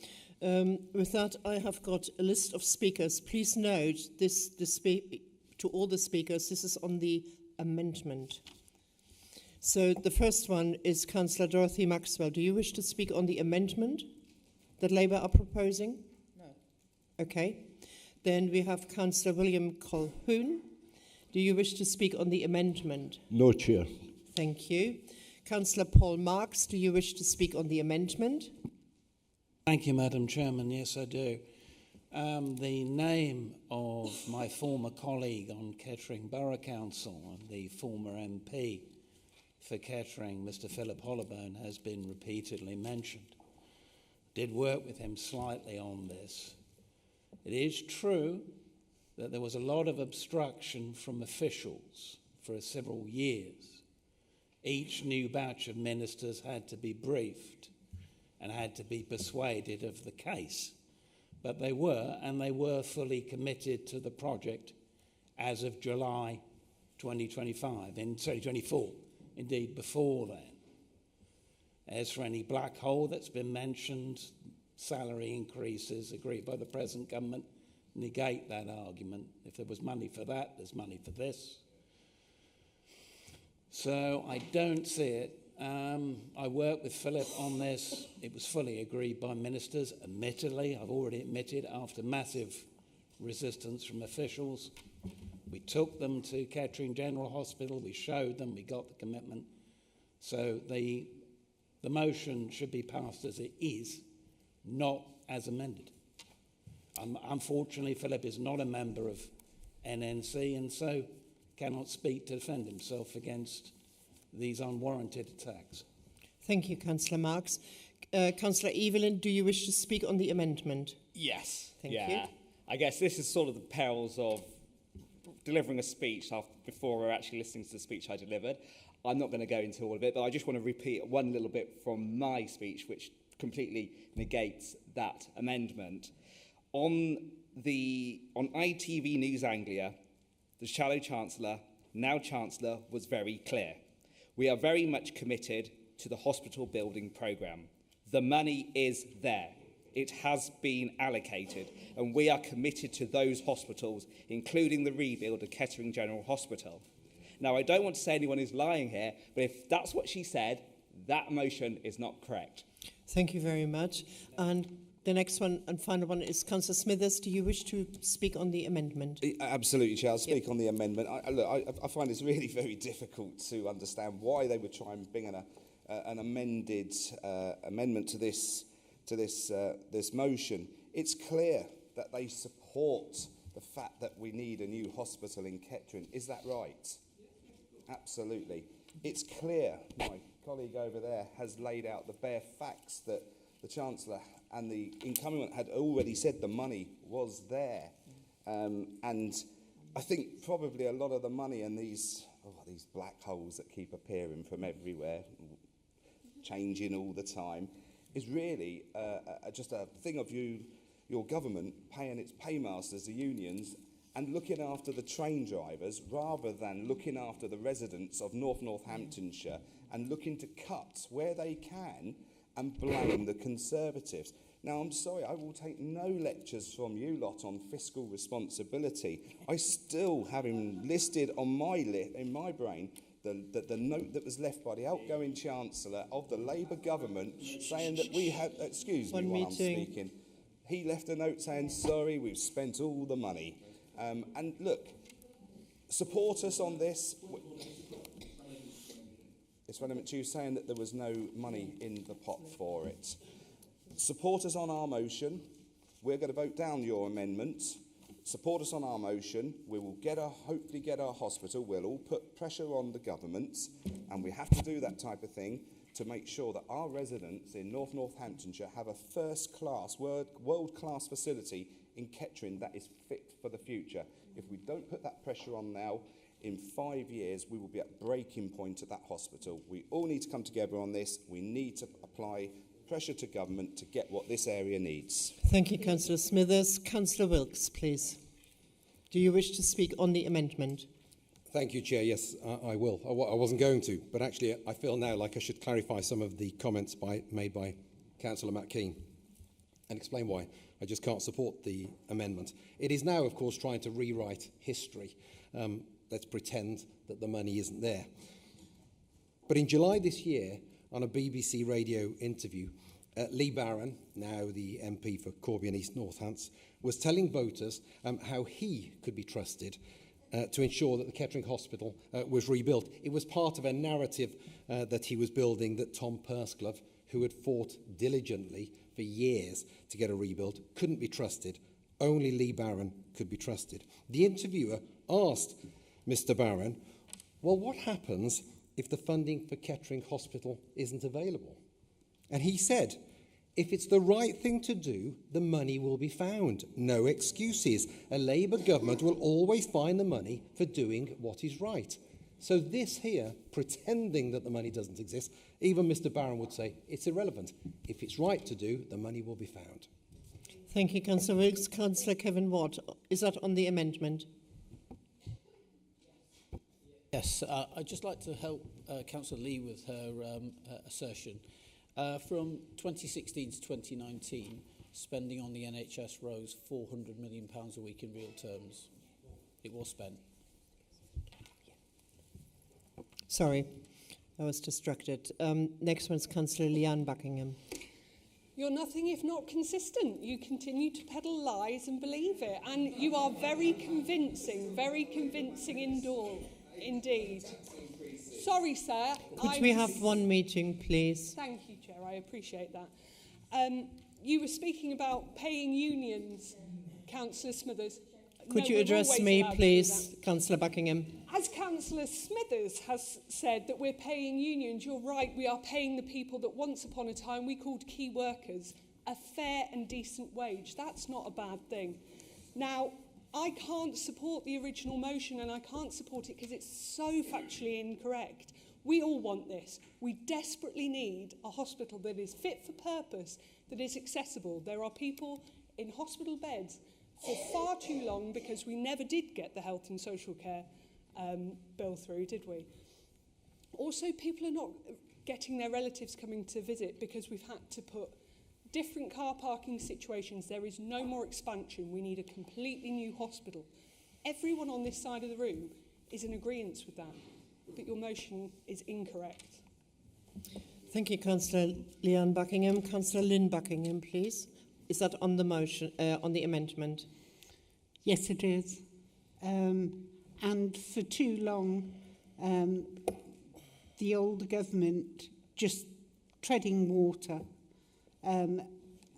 But Boris's hospitals, the be-all and end-all, just like Boris's bridge, you know, we knew it was never going to happen. The amendment is there so that we can work cross-party. And if you can't all see that, you know, maybe we ought to go to Specsavers. Thank you. Thank you, Councillor Buckingham. The final speaker is Councillor John Curl. Is that on the amendment, please? It will be on the motion. On the original motion, or the original motion I'd like to then- speak on. Thank you. Then I wouldn't speak at the moment. Right. We have addressed this, and Councillor Keane has got the final word on his amendment to the motion. Thank you.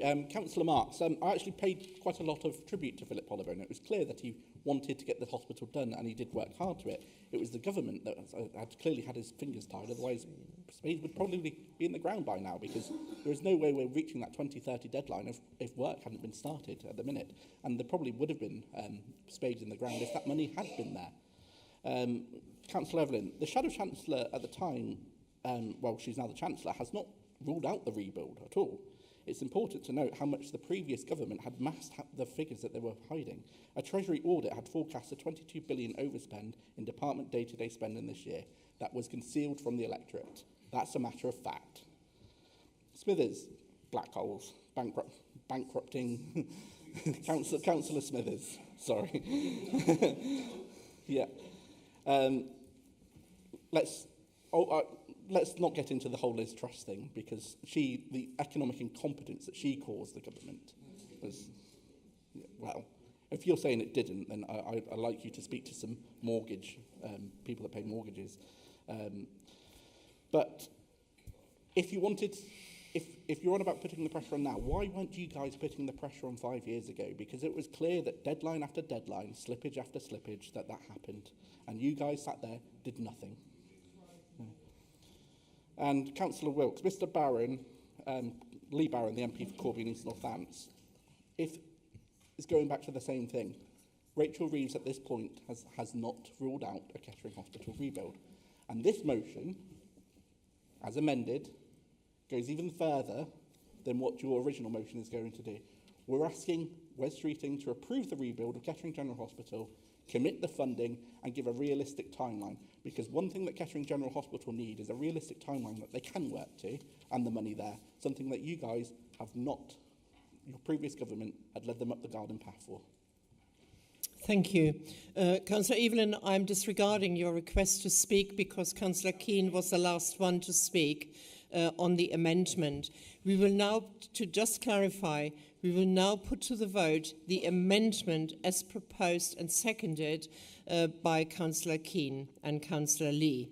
So you will have your button appear in a moment and your 30 seconds then to vote on the amendment only. The vote has now commenced.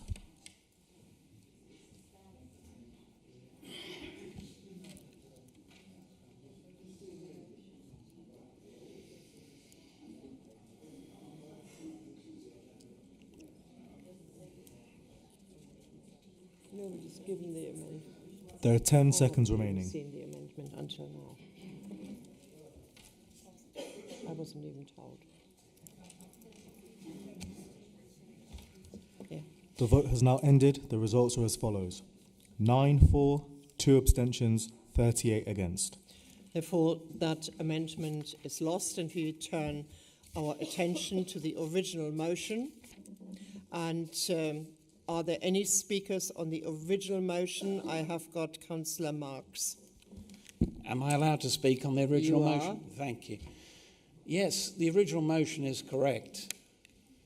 As I've already said, Madam Chairman, I was with Philip. The pledge was fully funded by ministers. Admittedly, it was like getting blood out of a stone due to the obstruction of officials, not of ministers, but eventually we did have the full commitment. That was well before the election. So yes, that's true. As for NHS spending in general, it has gone up more than was promised in 2016 in the referendum. I believe that point has already been made, but it needed to be made again. So yes, I mean the motion is true as written, and we should all vote for it. To be fair, to actually put out an olive branch, I suspect that the problem is not in fact the Labour ministers. I suspect what has happened is the same officials that we had to deal with, or new officials, but officials, are doing the same thing with the new ministers that they did with the old ones.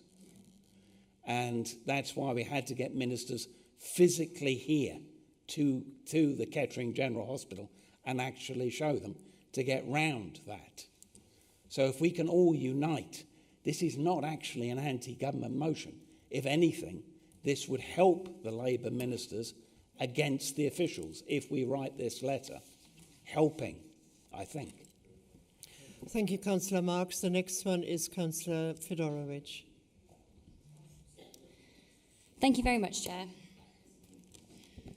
It's interesting that the Conservatives are now happy to lobby government again, considering that we haven't been doing that for a considerable amount of time. We've had a Conservative government and you didn't see it fit to lobby them last year, the year before that, when our hospital needed this funding to come forward. But now we have a Labour government to lobby and a local election around the corner, and it seems very timely that this has come forward. I have been speaking to senior team members at Kettering General Hospital, and I can say this is needed ASAP, and I know that we all know that. I'm not going to reiterate that endlessly. But there are certain things that we can do as NNC, and lobbying is one of those things, but also bridging some of those gaps. We should be influencing more than we are, but we aren't doing that. I'll be abstaining from this vote because I'm not going to support you using Kettering General Hospital for political point scoring. It's not good enough. We do need the investment in Kettering General Hospital, especially while both current and previous governments have put this forward. You could have lobbied government and achieved the same thing without a motion, but you know what? If it's a catalyst to get this council to act, that's ultimately a good thing. Our NHS doesn't have the funding it needs, and I will say for our government... Could you come to an end? Yes, of course. Thank you. I will continue to raise the fact that we need to be smart and create the funding we need, our current government, and I think we should be including that in our lobbying, which we probably will be doing anyway. Thank you. Thank you. The next one on the list is Councillor Colquhoun. Thank you, Chair. If this wasn't so serious, I'd find it laughable. This motion, about £620 million earmarked for KGH. Perhaps it was earmarked. It wasn't there. You can't spend money that is earmarked but not there. You have to have the cash. Anyone who buys anything knows that. You can't go into Asda and say, I've got some money coming next week, can I have my shopping? That's not on. Councillor Evelyn goes on to mention telling lies. And then he follows that up by saying the government gives the money to the trade unions. What the heck? What are you going on about? I received 23 annual salaries from the trade unions before I retired. Pardon me. I just hope that money's backdated, because that'd be on a nice earner. There is no money goes to the trade unions, and Councillor Smithers comes out with that Daily Mail piece of nonsense as well. The trade unions don't get money. What the trade unions ask for is a decent wage for the people that keep the NHS going. We want a hospital. We, the Labour group and the Labour Party, want Kettering General Hospital redone, extended, made state-of-the-art, whatever the case may be. But we know that we need the money. What this group has done, what this chamber has done, is voted against a motion that was calling for the money to be brought here and to appear and to be used. You voted against it. You voted for the status quo. That is a promise of money that isn't here. A promise of 620 million when 9.5 million appeared. A very, very long way off, Councillor. We support this notion of a rebuild of Kettering General Hospital. This, someone mentioned, as it needs, I think my colleague in Buckingham. It needs cross-party support. We support it. We would like you to stop mucking around and get a bit sensible, just for a change. Thank you, Chair. Thank you. Before we continue with the next speaker, we are approaching 9 o'clock. It is 15 minutes to, and could I see a mover if you wish to extend the guillotine, and by how long? I propose that we extend the guillotine until all the business is finished tonight. Thank you. Councillor Smithers, do you have a seconder for that? Councillor Howell, are we all in favour with that? A show of hands? Okay, then we will carry on. Thank you. And the next speaker is Councillor Dorothy Maxwell on the original motion.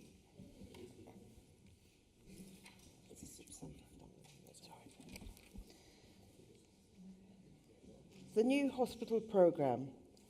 When the leader of the council, Jason Smithers, wrote in 2021 and 2022, submitting the case for KGH, the Labour government's decision to review the new hospital programme left by the Conservative government has now left KGH under threat with 620 million earmarked for this investment.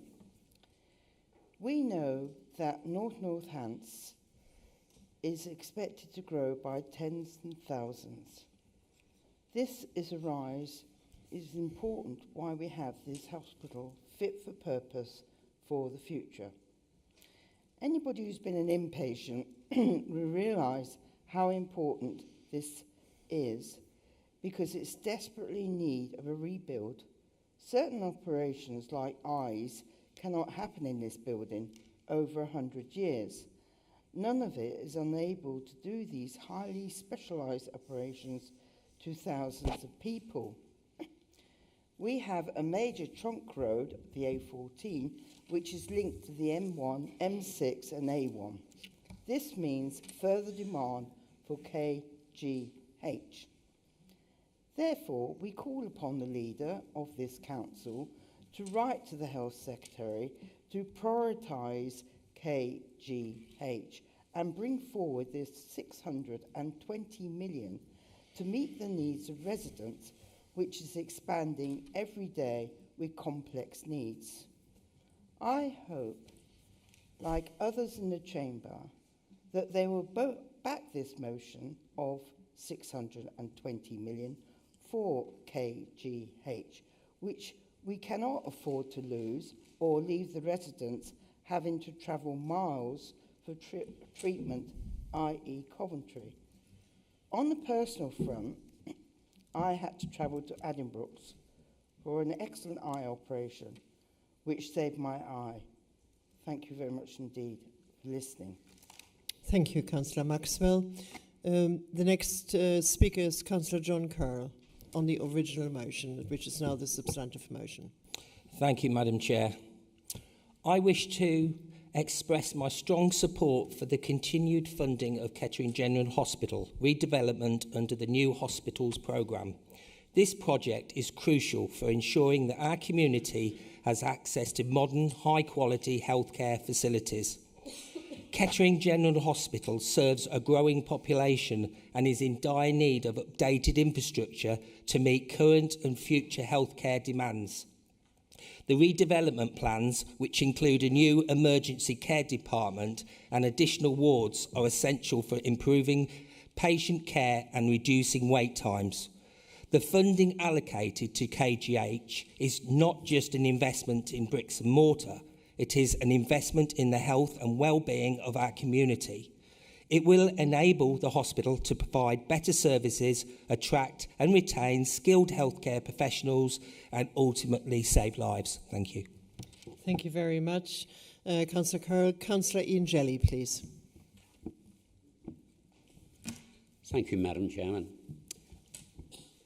I don't want to get into a blame culture about whose fault it is, why we didn't do this, why we didn't do that. I fully support this motion. I think it's vitally important that we get this money, however much it is, 620 million, 500 million, whatever is needed to rebuild this hospital. We're a growing population and a fast-growing population, and we need a hospital, as Councillor Buckingham said, that is fit for purpose, for the future, for new and old residents. We talked about this far too long. We've been talking about how much money it's going to be. Nothing's happened, and I'm not saying whose fault it is, but we need to get real and we need to get something done now.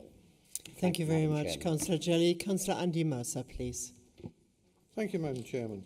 I'm a strong supporter of this motion, and I am seriously disappointed that we had to bring it forward to this council meeting.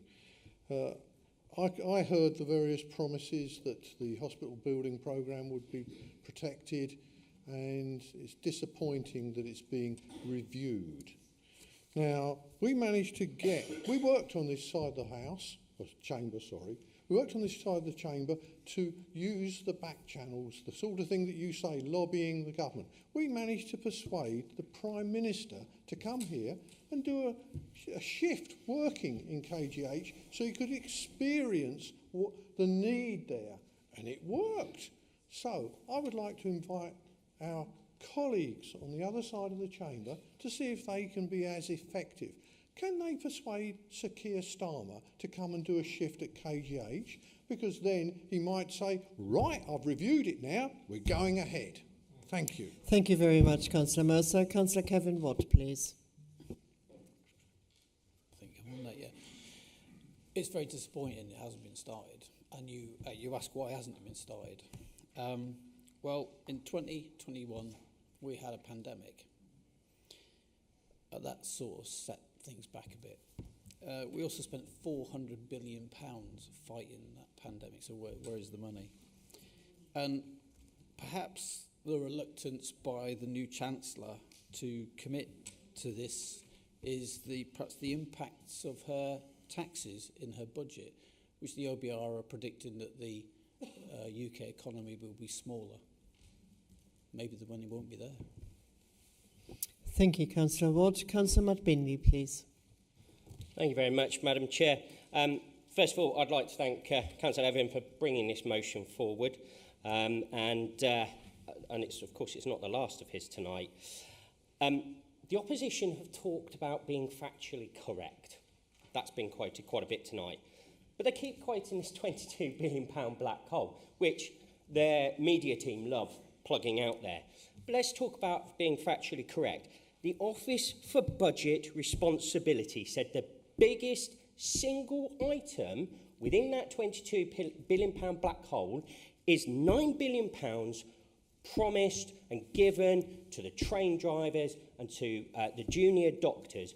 Your government are responsible for £9 billion of that £22 billion black hole that you keep quoting.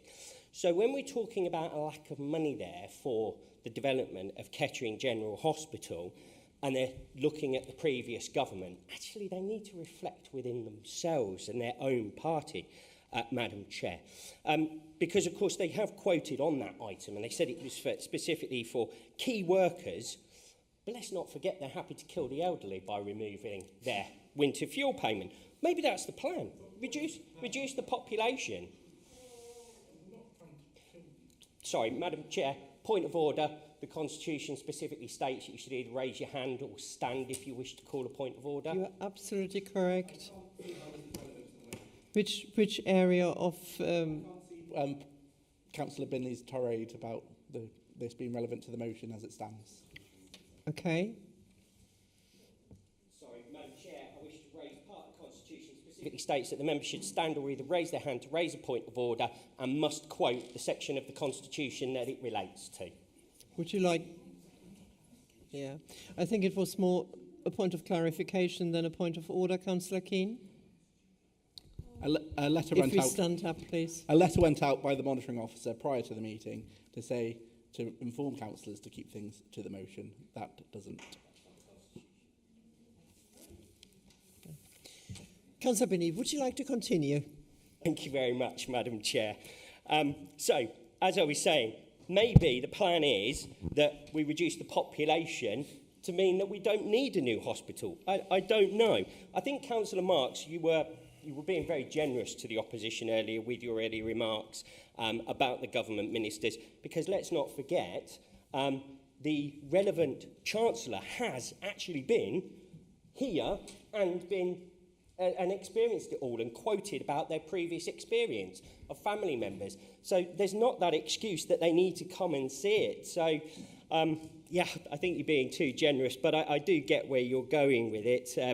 But I think you give them too much credit. And I think, Councillor Watt, you're absolutely spot on with the fact that, of course, there was so much that the previous government encountered that it had to deal with that caused those challenges along the lines which delayed a lot of things. We had COVID, we had global instability due to wars and caused huge issues with supply chains and prices.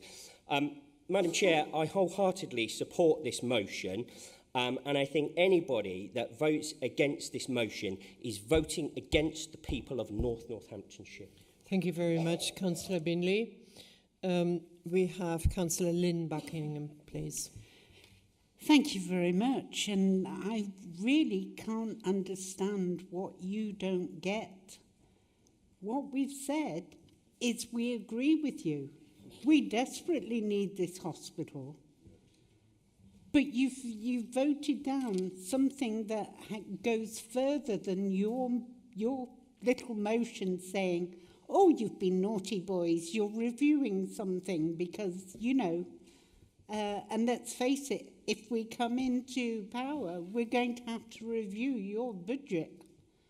You know, it's that simple. So what don't you understand that we all in this room tonight support Kettering General Hospital and the need for it? What don't you understand? Thank you. Councillor Jason Smithers, please. Thank you, Madam Chair. And I just wanted to just address a couple of the points here. So Councillor Frederick said it's funny that we want to lobby government all of a sudden, but that's what we did. We constantly lobbied our local MPs, and our local MPs collectively lobbied government. It was the right thing to do. They got the Minister down here, they got the Secretary of State down here, they came down, the Prime Minister came down, as Councillor Mercer has already said, and put a shift in down at Kettering Hospital. Very noble of him indeed. And due to that, we managed to then get an early release of the funds to begin the work out on the hospital. The Conservative government got the boilers, which were so bad, in such a bad state of repair, they were condemned. And we got that money released, and those boilers are now being fixed. Now, I talk about, Rishi Sunak, as the Prime Minister when he was, come down to do a shift. I'd be quite interested if Keir Starmer, was to come down and do a shift, and if he would be welcome to. And I would love to see him put some effort in there. Now, I think there's an underlying issue here on the finance with the hospitals. And I get, the finances are difficult in this country at the moment. But there's a PFI bombshell, as you all very well know, just about to explode. And that's in the NHS. That is because, under the previous Labour government, they borrowed so much money through PFI initiatives that is now becoming mature and ready to be paid back. So they are very concerned that they're not going to be able to make those obligations and make those payments. So look, I also have no issue with the unions negotiating good pay deals for our absolutely splendid people that work within our NHS, and here, of course, because we're a unionised paid people. But what I do have an issue with is them prioritising very expensive train drivers over doctors and nurses that work so very hard in our NHS.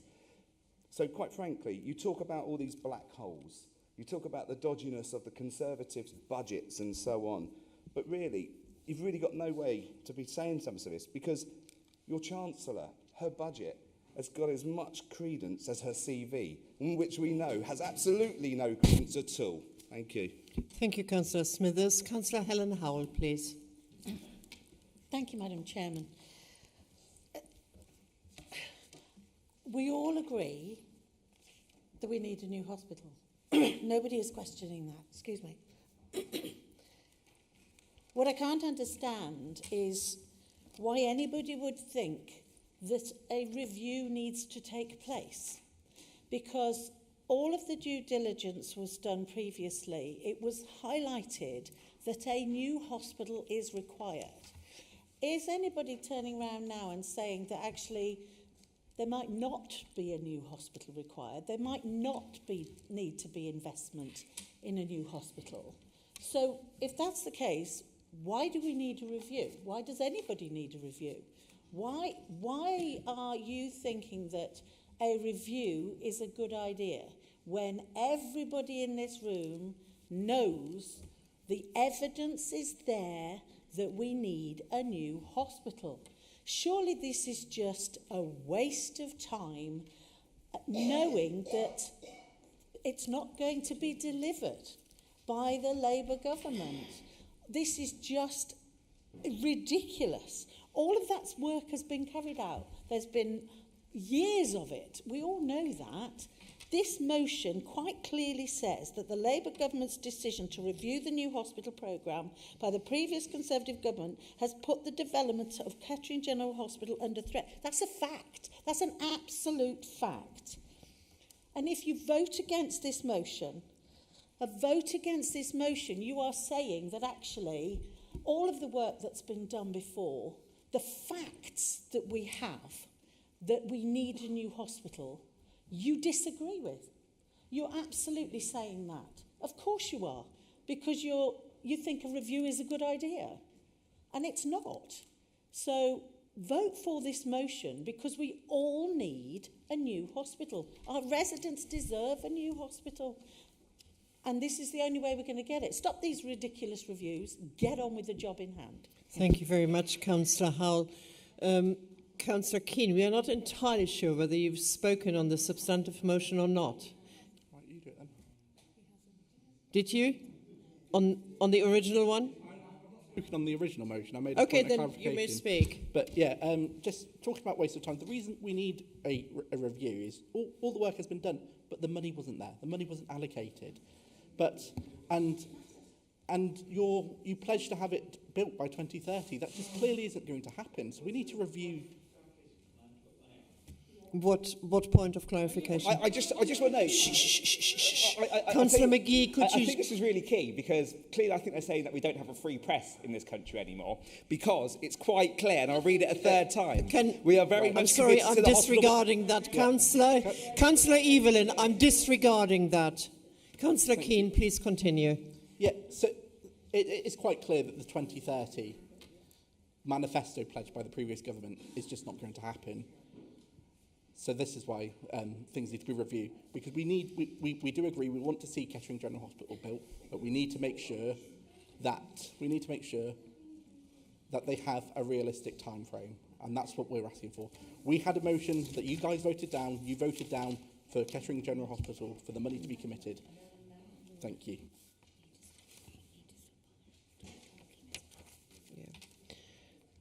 Right, thank you. Councillor Leanne Buckingham as the final speaker, and then it will go back to the originator of the motion to have the final 3 minutes. Thank you, Chair. I'm surprised that we have to ask why a review is needed. As a strategic leader, I'd have expected you to know that you need to prioritise your funding. So reviewing what the priorities are, because obviously we've got the RAC schools to look at as well. We need to ensure that we prioritise what public funding we do spend. Whilst I fully support the rebuild of Kettering General Hospital, I have to oppose this motion. It's factually flawed, it doesn't go far enough, and it's misdirected. It claims numbers that are probably insignificant. In terms of 620, we're going to need at least 700, and we know that. To misrepresent the funding situation undermines our credibility as a council. We should be united in holding the government accountable for delivering genuine change. I urge us to focus on factual, not political-based questions. I won't be supporting this motion. Thank you. I'm disregarding Councillor Pandey because you've already spoken on the original, and you... You reserved the right to speak. Okay, so you will be last. And first of all, Councillor Mark Rowley, please. Thank you, Chair. I wasn't going to speak, but I'm a bit confused because we've got over here saying, yes, we need a new hospital. Over here we're saying we're going to object. Over there we're going to abstain. So to make it blatantly clear, I know Councillor Annett was going to say this, but I'd like to request a name vote, please. Sorry? Recorded vote, please. Thank you. Well, there are plenty. That will be a recorded vote when we come to the vote. Could we have one meeting, please? Could we have one meeting, please, Councillor Buckingham? Can we have one meeting, please? Thank you. Right. The next one is Councillor Pandey. Thank you, Madam Chair. And one thing I've noticed that everyone wants a new KGH, new rebuilt KGH. But issue is that they don't want to commit. They don't want the government. They don't want any fund. They don't want to go to get their government and say that we need fund to build KGH. But just to show that they support KGH, they are just asking. And if they have been talking about the budget. Our government, previous government, promised fund for KGH. When you promise, you generate fund. Every time you don't have money on your plate, you go generate and you give that money to the businesses. This can be understood by even a small businessman who is running. Fund is always not there. You generate and give. We promise, we would have given. You can't hide behind that. We did not give you enough cash to distribute. You have to generate. Fund was coming to KGH. KGH is in dire need of power plant. It's broken. We got nearly 9 million. Work has started, but now that has stopped. We need proper car park. If you want to see the problem of car park, just go to Rothwell Road in morning. That takes nearly half an hour to cross. Staffs, they never get car parking if they live within the 3 miles. If they have to park nearly 1 mile away and they have to take shuttle bus. So, and they are running maternity ward in car park because we don't have enough fund. We promised fund, we started giving fund, but this government came and stopped, saying we don't have fund. This motion simply asks that we need to write and ask them to give our fund, which was promised. And I don't see any problem in that. If you agree that catering and Northamptonshire need a new hospital, what's wrong in pushing your government to maybe do it by 2030? Why should we give them free Councillor hand Pandey, whether 3 they want minutes. to bill or not? Yep. So I would request every member, as we agree that we need a new KGH, so we should support this. Not supporting simply says that we are showing off that we are supporting that we need KGH. Thank But we are you, not Councillor doing Pandey. anything. I've been very indulgent. Thank you. The final comment is now to Councillor Evelyn as the mover and originator of this motion. You have 3 minutes. Sure, I'll keep it pithy, and I'm sure I probably won't need the full 3 minutes. I think Winston Churchill once said it's terminological inexactitude that people like to engage with when they have debates and conversations such as this, because the party opposite, or the parties opposite, seem to be clutching at straws here. Quite right. I agree with you. You can't spend money that you don't have. I've always been brought up with, live within your means, pay yourself before you pay others. But the motion is very clear. The money is there. You only have reviews when you're going to cut something. You're warming the people up to basically say, you're not going to get your hospital, or you're not going to get your tax break or whatever. This is the warm-up exercise before the cuts come. It's as simple as that.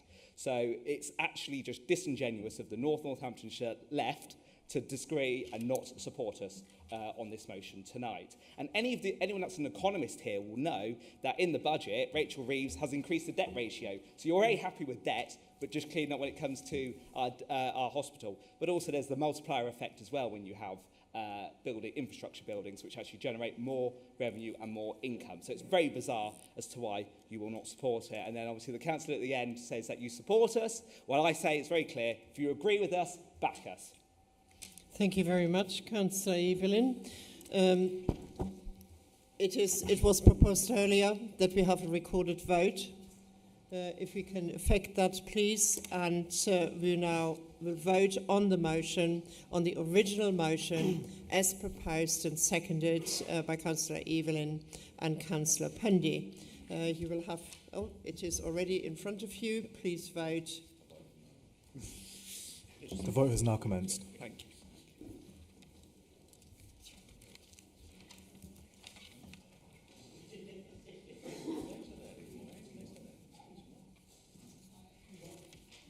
There are 10 seconds remaining.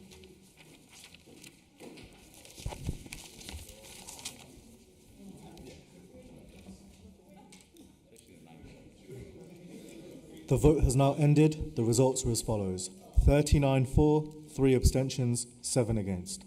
The motion is therefore carried. Thank you. And we turn our attention to motion 3. Please may I see Councillor Anup Pandey to move the motion. You have 5 minutes.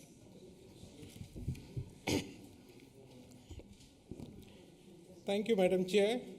And this motion is about the lighthouse and the petition which has been started by a concerned citizen.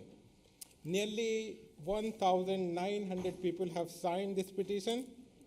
KLV issue was discussed in this council last summer.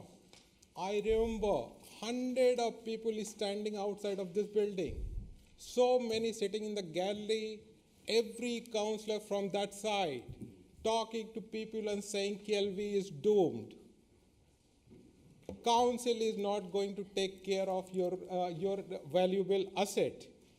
Town meeting was arranged to show that we are not doing. Councillor from this side went even in that meeting to show that we care for our asset and leisure facilities. So we have always been doing, as a council, have been doing enough to protect our leisure facilities and all the asset. So as a council, we have been giving 300 for the sports facilities and 30,000 for the lighthouse every year. That is inflation adjusted. But now, after this funding cut, which is nearly 650,000 K, which was supposed to go to the lighthouse, which would have improved the facilities and offered a much better experience for the public. We might miss that. And I would like to ask those councillors who were supporting and vocal last summer, why they are not speaking now? Why they are not asking their government to stop this cut? Do not cut this 650K, which is valuable for our lighthouse. So I've seen the letter from our honorable MP. It's just excuses. I guess they are just recycling the letter. There is no money, there is no money. They should put more effort to at least write a new letter. Every letter, no money, there is not enough fund. So I think we need this fund, 650K, for the lighthouse and KLV to keep running and serving our community. I urge all of you to please support to get this 350K, and I will request the leader to formally acknowledge and support these petitions. Thank you. Thank you, Councillor Pandey. The first speaker is Councillor Dorothy Maxwell. Sorry, do you have a seconder? Sorry. Thank you. Now, Councillor Maxwell, my apologies. The Lighthouse Theatre. We know how important it is in supporting theatre productions for schools and communities and jobs. A petition was set up to prevent the 5 million capital funding being withdrawn for cultural projects in Northants. This has been a major project for this area, and it was a major blow when it was withdrawn. We asked the leader to ask the government to rethink the economic growth and community engagement in this £5 million loss. The venue not only supports new venues of arts, but at the same time creates jobs which are now lost. Children and parents, schools enjoy using this venue because it's big enough for the whole school to go and watch these productions. Thank you for listening. Thank you. Councillor John Carroll, please. Thank you, Madam Chair. I wish to express my strong support for the continued funding of the Lighthouse Theatre in Kettering. This cultural institution plays a vital role in our community, providing a platform for local talent, hosting educational programmes and offering a space for residents to come together and enjoy the arts. The Lighthouse Theatre has been a cornerstone of cultural life in Kettering, attracting visitors from across the region and contributing to the local economy. Its diverse programming, from theatre productions to concerts and community events, enriches the lives of people of all ages. Investing in the Lighthouse Theatre is an investment in the cultural and social well-being of our community. It helps to foster creativity, support local artists, and provide a venue for important cultural events.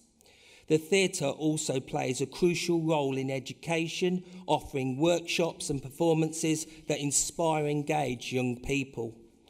I urge the Council to support the petition to ensure that the funding for the Lighthouse Theatre remains secure and that the theatre can continue to thrive and serve our community. The benefits of this investment extend far beyond the walls of the theatre, positively impacting the entire community. Thank you. Thank you. Councillor David Brackenbury, please. Thank you, Madam Chair. And I thank the proposer of this motion and the excellent speakers we've already had on it. I mean, the theatre is such a sort of cornerstone of the cultural world in Kettering. It would be a terrible disaster if the funding for that gets cut, because it isn't just theatrical productions, as has been observed. It's a far wider environment where people of all sorts, whether or not they like personally performing on the stage or not, can come, can enjoy the shows themselves, or of course they can get involved in the production and so forth. It's a very useful cultural and educational tool. We're working hard on town centre regeneration in Northamptonshire. And so the loss of this, or potential loss of this funding would be really, really terrible. And of course, Chair, it goes to a wider thing that we had the £5 million cultural funding for local cultural projects promised by the previous government, and now the current government are minded to withdraw that. And it isn't just the Lighthouse, but so many other projects are going to be irremediably harmed by the withdrawal of that. So I absolutely wholeheartedly support the motion, and I'd like to thank all those who started this petition to actually get some request from the government not to cut the funding, and so that the Lighthouse Theatre can be on a sound financial footing. Chair. Thank you. Councillor Jason Smithers, please. Thank you very much, Chair. Again, we find ourselves in one of these positions again where some funding that's been committed through the previous government going into one of these consultations. And as my friend over there already said, these consultations are code for, well, we'll kick the can down the road a little bit. But look, anyway, what's being asked is that I sign the petition, and it would be my absolute pleasure to sign that petition. what would be even better if the leader here of the Labour group, Matt Keane, was to come with me and sign it as well. And I'm sure he would like to keep that money coming into that cultural venture there at the Lighthouse Theatre. This project is amazing. We heard passionately from these individuals when KLV was at danger of being closed down not so long ago. And I know many of you were at the forefront when the photographs were being taken, championing the cause to save them, to save that funding, to save that Phoenix leisure from sort of closing it all down. Fortunately, as a council, we managed to sort that issue. So I hope you're going to be as enthusiastic about coming to the forefront on this occasion and asking the Labour government to secure that funding for that particular venue, and even more, the £5 million that was promised for the whole of North Northamptonshire. Thank you, Councillor Smithers. Councillor Leanne Buckingham, please. Thank you very much. When we all met in this chamber a few months ago and we were speaking about this very case, sorry about that, right. When we were speaking about this very case, we wanted to bring forward a motion which was amended and supported to have a review. That review informed this council that we shouldn't be looking to buy or take over the investment because it wasn't deemed financially viable. Now, I'm fully supportive. I've done it again, forgive me. I'm fully supportive of us looking after the culture and the heritage that we've had in KLV for a very long time. It's really wonderful to see the play centre reopening. But realistically, this motion never needed to come through. It was an email.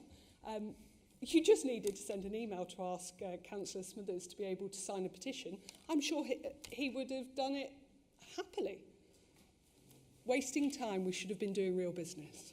Thank you, Councillor Buckingham. Councillor Helen Howell, please. Thank you, Madam Chairman. I really don't think that bringing a motion to this House, this chamber, is wasting anybody's time, because it actually brings the message to the residents of Northamptonshire as to where we as a council believe our priorities lie. And our priorities lie in supporting all of those organisations, especially those cultural organisations that we have here in Northamptonshire. That when that cultural fund came about, a cross-party working party was set up. And I know Councillor Keane, you were in it, Councillor Fedorovich was in it, and we all got together. There were so many applications came forward for this wonderful funding.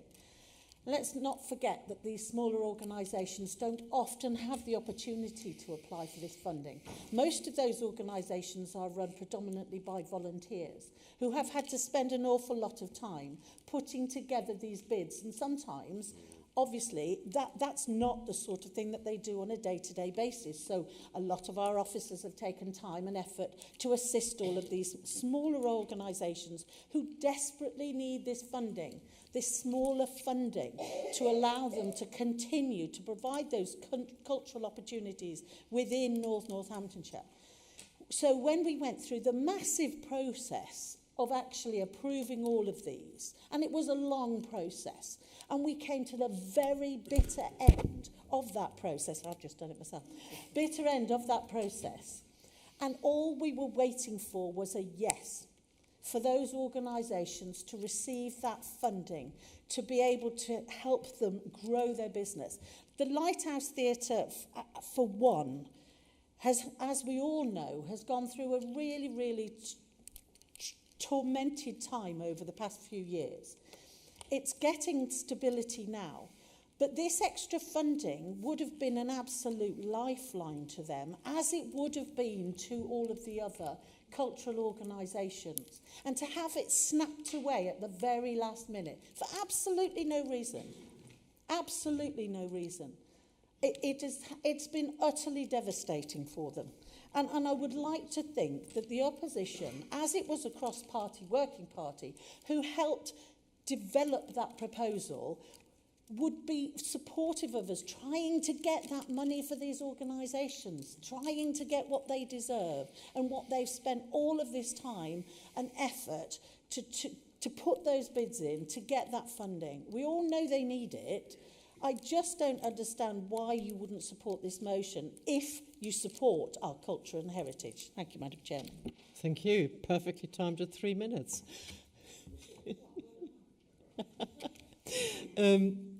Councillor Keane. Yes, again, it's another example of the previous government promising funding that simply did not exist. It was announced in the spring 2024 budget forecast and found that the previous government did not provide the OBR with all the information. And as a result, the forecast for the spending, including in the spring budget, would have been entirely different.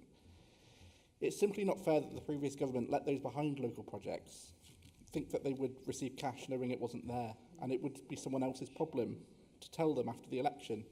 Now, I'm happy to do what I can and what the Labour group can to support the Lighthouse Theatre, and would suggest the council would engage with MHCLG consultation that's currently going on about this funding. I understand the Kettering MP, Rosie Writing, has agreed to meet with you to discuss your plans to make the strongest possible case, and I'm willing to help with that. Thank you. Thank you. This now goes back to Councillor Evelyn, did you reserve your right to speak? Yeah. Thank you. I'll keep it fairly brief. I don't know why Councillor Key keeps saying about the previous government. You are now in power. You have all the levers at your hands. You and your team were going up and down the country saying, you know, this was a change election. And I don't think people voted for the change to have cuts to everything and to just keep decimating the core of our cultural fabric. And I think, and in that spirit, I think it needs to be on the record, and I would like to call for a recorded vote. Thank you. Do you... Right. Okay. Thank you. That will be a recorded vote. And now the final word is to Councillor Anup Pandey to sum up. Thank you, Madam Chair. And what I understand, the whole council is behind this good cause, and they all are going to support this motion. And I believe the other side, they can't keep hiding behind the excuse that there is no money. As Councillor Evelyn said, now they are in power. They have to provide the fund to keep our leisure facilities and assets safe and working. So I would request all of them to lobby with their MP and through their party to ensure that Lighthouse gets 650K. Thanks. I would request all of you to please support this motion. Thank you. Thank you, Councillor Pandey. We will now proceed to the recorded vote. Once you see the little boxes on your handset, and please press a button within the 30 seconds. The vote has now commenced.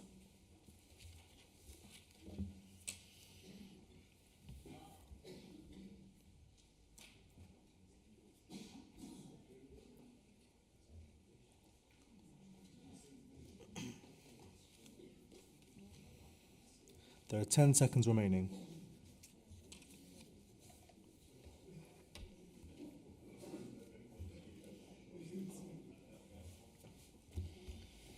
The vote has now ended. The results are as follows.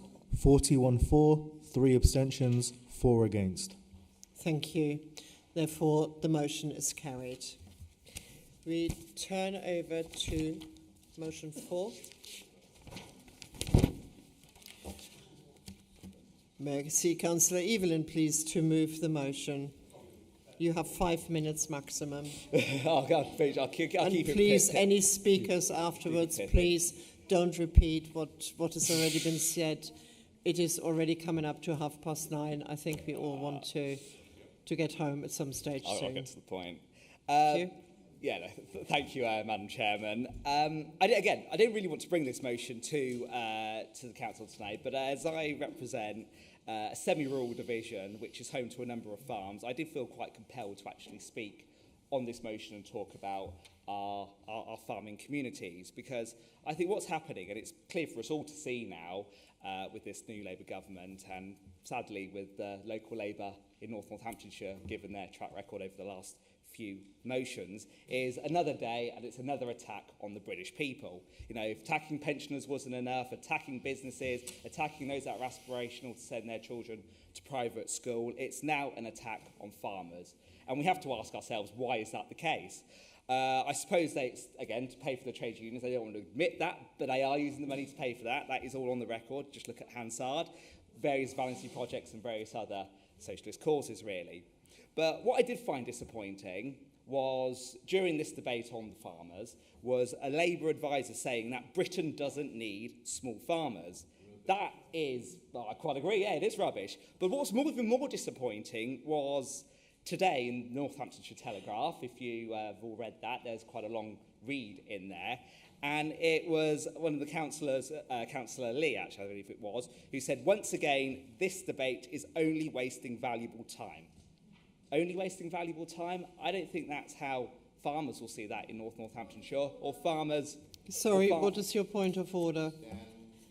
That's taken out of context. Valuable time in this council chamber during this meeting, yes, on national policies. Councillor. Well, I say, Carry it's, on, it's there please. for everyone to see, and they can all read it, but it said wasting valuable time. I think representing and standing up for farmers, as I say, I represent a semi-rural division that has 4 farms, I don't think it's a waste of their time, and I think they'd want someone to be speaking up for them. But I'd also, in this motion, also like to pay tribute to the National Farmers Union, the Countryside Alliance, and other farming organisations that led the charge to Whitehall only a few weeks ago. We saw 10,000 brave farmers go out and stand and make the case for why they need to have their industry protected. I suspect in a few moments, well, we may not actually, but hopefully, well, it could be a line of argument they use, that only 500 farms will be affected. And we'll go with that assumption for the moment, although it is incorrect, but that would be 500 families paying a death tax. That's 500 supply chains that are damaged. And let's not forget, Labour were elected on a manifesto of change. And I don't think that change was to make the family shop more expensive. And it's 500 food-producing farms potentially sold off to land builders. I suppose they might like that because that's building more houses on the greenbelt. But that figure misunderstands financial modelling and the facts and the data that is now held within government, which is the Labour Party. So DEFRA's own statistics show that the United Kingdom has 200,000 farms, and the average net worth is about £2.2 million.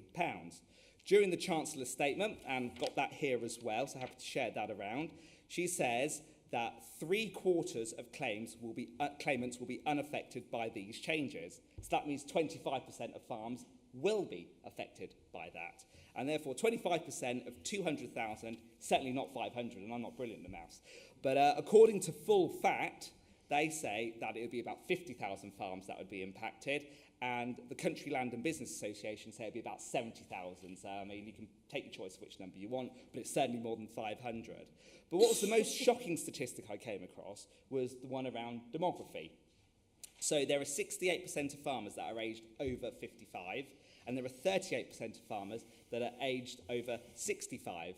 So while it may not happen this year or next year, this is a ticking time bomb that is going to impact family farms over the next 5 to 10 years, because unfortunately, we all die.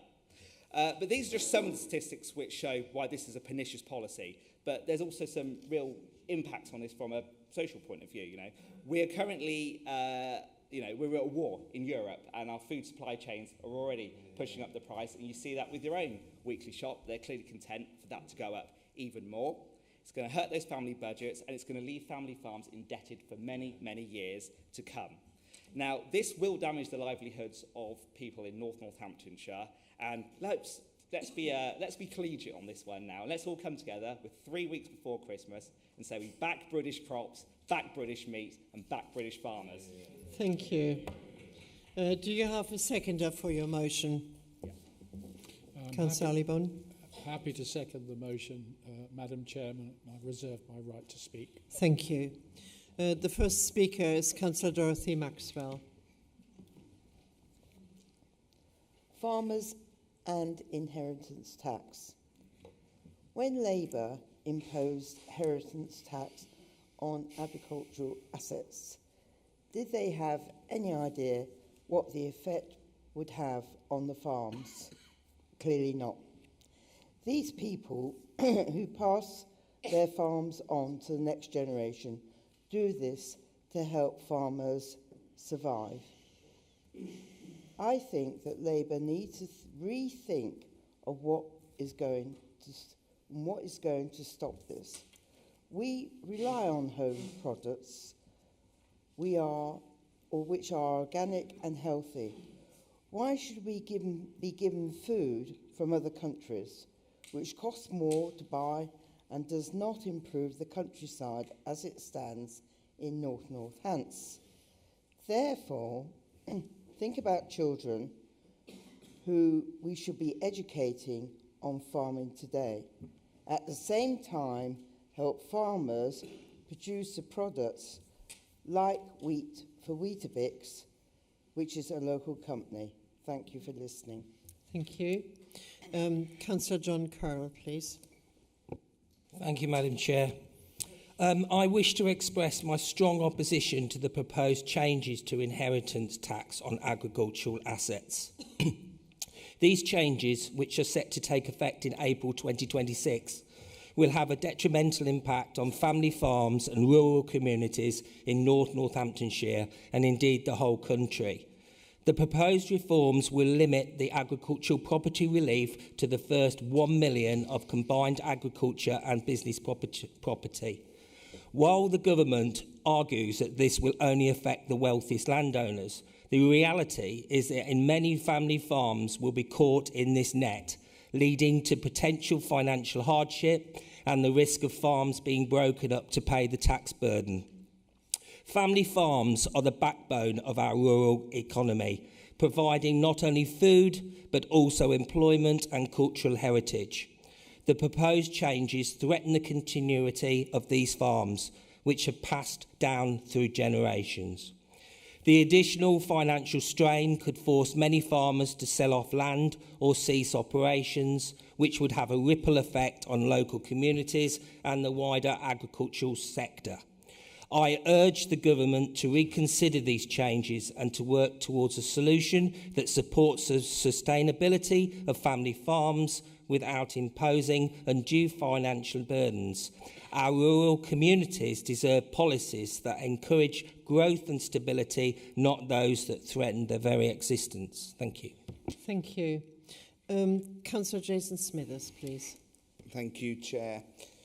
So it seems there's a constant attack on certain parts of our society, doesn't it? Private schools, businesses, old age pensioners. There's something that you don't like rich people, obviously. Well, that's good because recently your leader of the Labour Party, Sir Keir Starmer, I got his name right that time, was asked about would he rather be at Westminster or at Davos.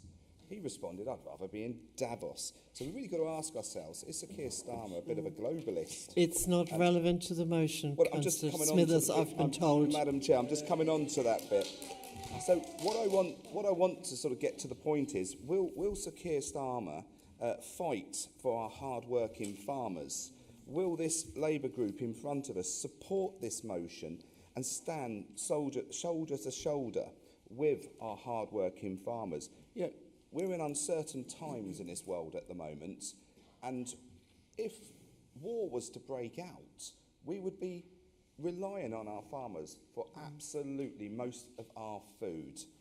Now, if all these farmers can't continue and can't, and they have to sell off their farms to these big global farming organisations, we're going to be in trouble in this country. So I think this is a really ill-conceived idea, and that's why I will support this motion and make sure that we get that off and understand and make sure that people the farmers of Northamptonshire and in the UK know that this administration here stands shoulder to shoulder with them.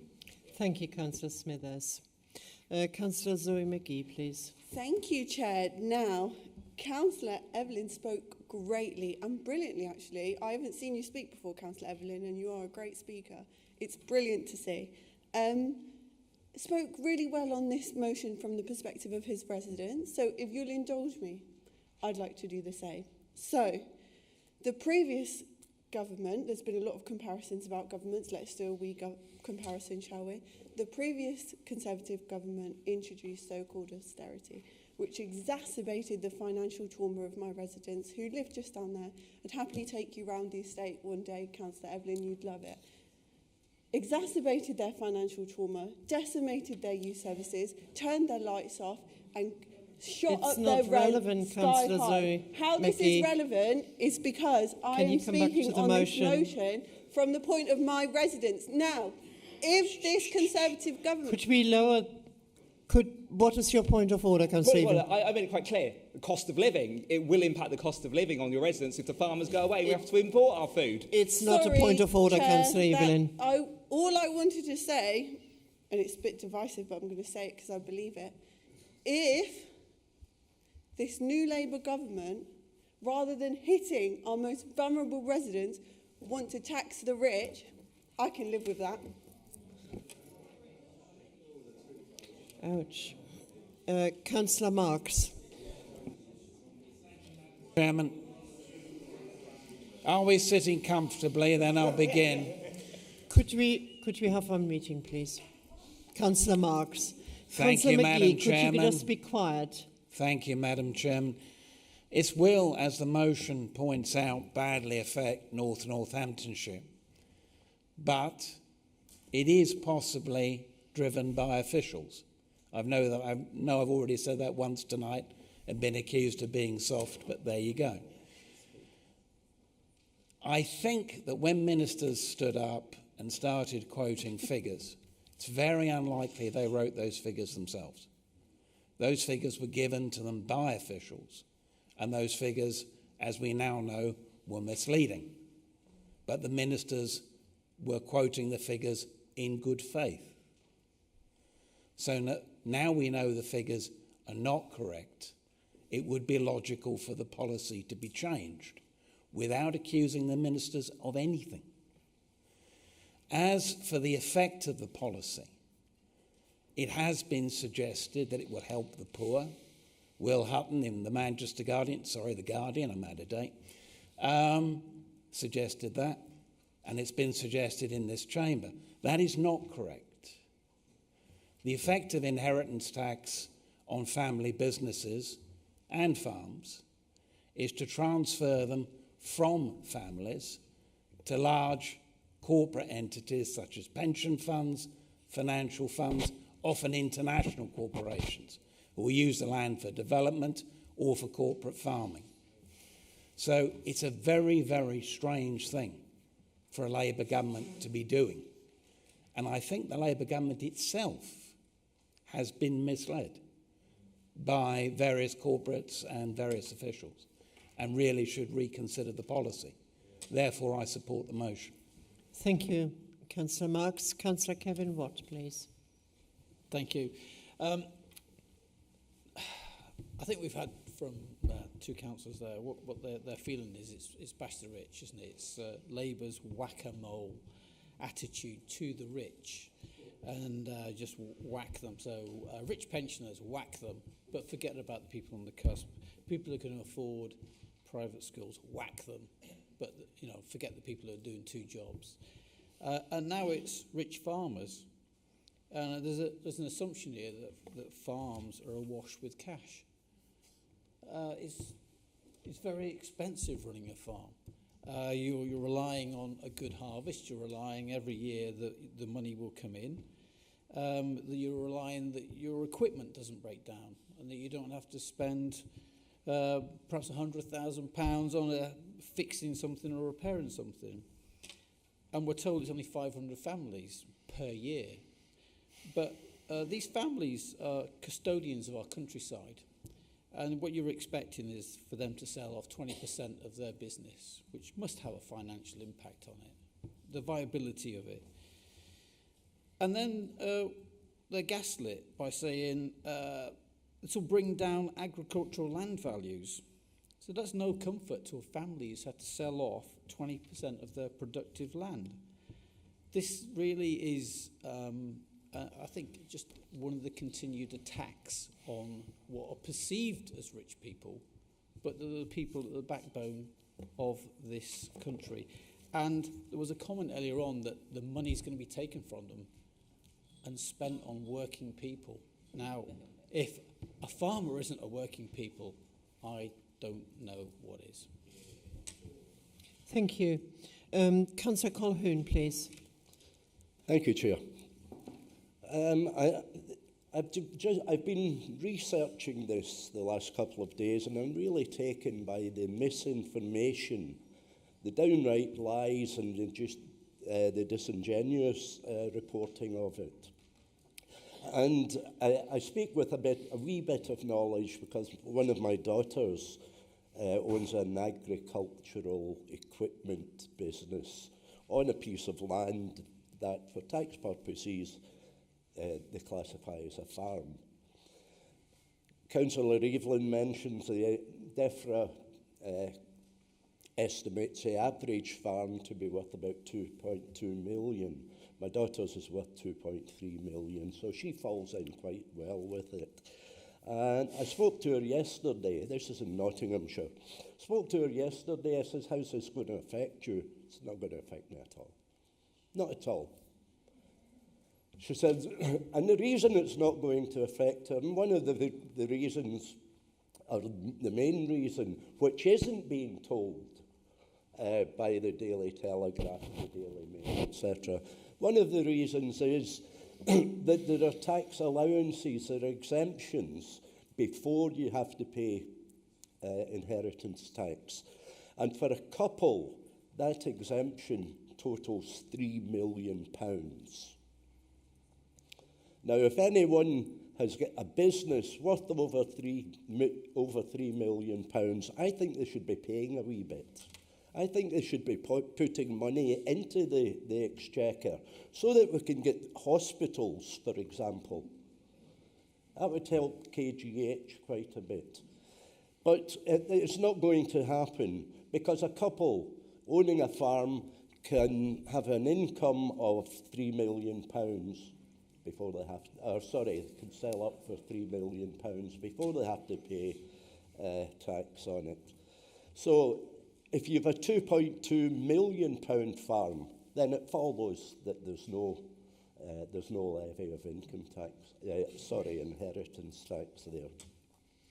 Fewer than a quarter, as Councillor Evelyn quite rightly says, fact check says, fewer than a quarter of claims for relief were from farms worth less than £1.5 million. Now, I do concede that a lot of farmers work blooming hard, 365 days for very, very long hours for a relatively small return. They may be asset rich, they're cash poor. That's a business they're in, I'm afraid. And I don't want to see farmers go out of business. I don't want to see farms shut down. No one in this chamber does. But strangely enough... Your 3 minutes are up, Councillor Colquhoun. Very quickly, Chair. Lifestyle farmers, the dreadful Jeremy Clarkson, who ploughed millions of pounds into farms for the tax relief, for the tax avoidance. Thanks very much. Thank you. The next one is Councillor David House. Well, thank you, Madam Chair. My ward is largely rural, and there's a particular poor farmer in my ward who has got my mobile number and has rang me on a number of occasions about this piece of legislation that the Labour government have proposed. I just want to dispel some myths, I think, a little bit. Councillor Colquhoun mentioned, and it's mentioned quite a lot, that farmers that have an asset value of over 3 million, assuming that they're married, they will not be paying any inheritance tax. Well, the average age, as has already been discussed, is very high. There is an awful lot of farmers in this country that are on their own, and that can be the man or the woman if they are married. And if one of them has sadly passed away, then they're in a situation where that does not apply.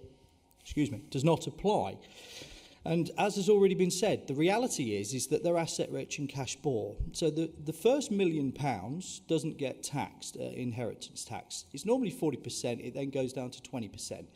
And if a farm is worth 2.3 million and you're on your own, and with the other reliefs that are in place, that is a lot of money. A lot of farmers have gone to London because it absolutely will be affecting them.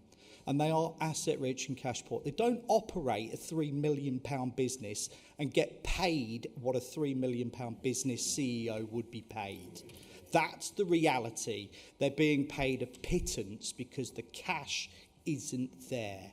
And that is why, when it comes to the inheritance tax death duty, that as we formerly used to call it, they simply won't have the money. Then there'll be asset stripping, and the asset stripping will lead to further taxes. They will be selling it off. Small farms will be a thing of the past. It is absolutely crazy. And you guys, I don't expect you to understand agriculture. I don't expect that at all. But you do need to appreciate this is far more serious than your government and you are paying credence. And we absolutely need to protect the farming community. So thank you, Madam Chair. Thank you, Councillor House. Councillor Andy Mercer, please. Thank you, Madam Chair. The long-term impact of this, as was pointed out by my colleague over there, is effectively to transfer control of our agricultural land from residents in this country to corporations, many of them overseas. It's equivalent to the collectivisation that the communists imposed in the Soviet Union, which led to 8 million deaths eventually. I'm not presuming that will happen, but we will lose control and eventually we will lose direction for the farms in the agricultural land in this area.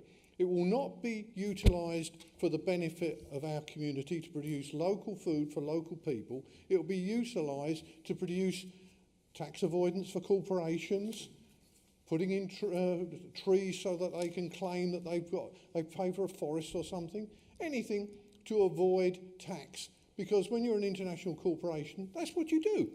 That's why large numbers of corporations relocated to Ireland, because they're low corporation tax over there. You'll find that a lot of the companies owning this will soon be based in Ireland. Now, I don't, like my other colleagues here, I don't expect this to sink in because there is such a desire, quote, to tax the rich, which is what I heard a short while ago. Rich pensioners, I seem to recall being mentioned as well. I'm wondering how many pensioners in Northamptonshire will die as a result of the removal of the winter fuel allowance. In 2017, the Labour Party produced a report saying that just under 4,000 people... What is your point of order, please? It's going outside of the motion. Yes, you are correct. It has been moving out. Could you come back to the farming and the impact on North Northamptonshire farmers, please, as per the motion?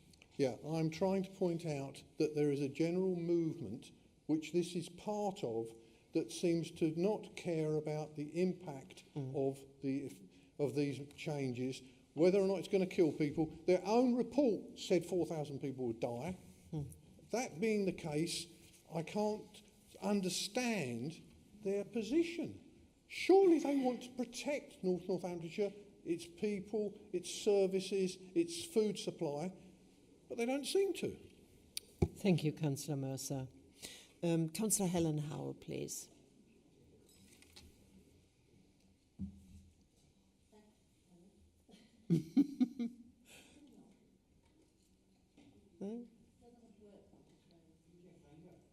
Oh. Sorry. Thank you. I appreciate that. Ta-da. Right. Thank you, Madam Chairman. Yeah, I must totally agree with Councillor Howes. He makes absolutely fundamental point there.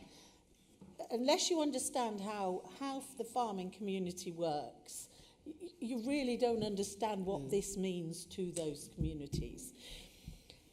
We all know that the farmers here provide an amazing service to this country, providing a lot of food. And actually, in my view, we should be investing far more in our farming community because they are our backbone. They, you know, if we were to go to war or something, where are we going to get our food from? Ultimately, they are there and they provide a phenomenal service.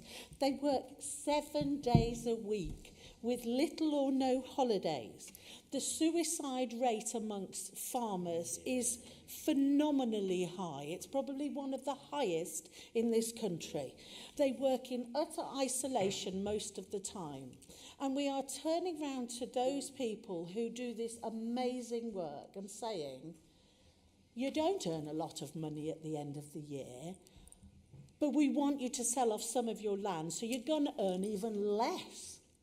And you're going to have to pay more money. Now, if it was the case that these farmers decided to sell off their land and make a profit, I understand that they should be taxed, because they're not going to be providing a service to us and the community anymore.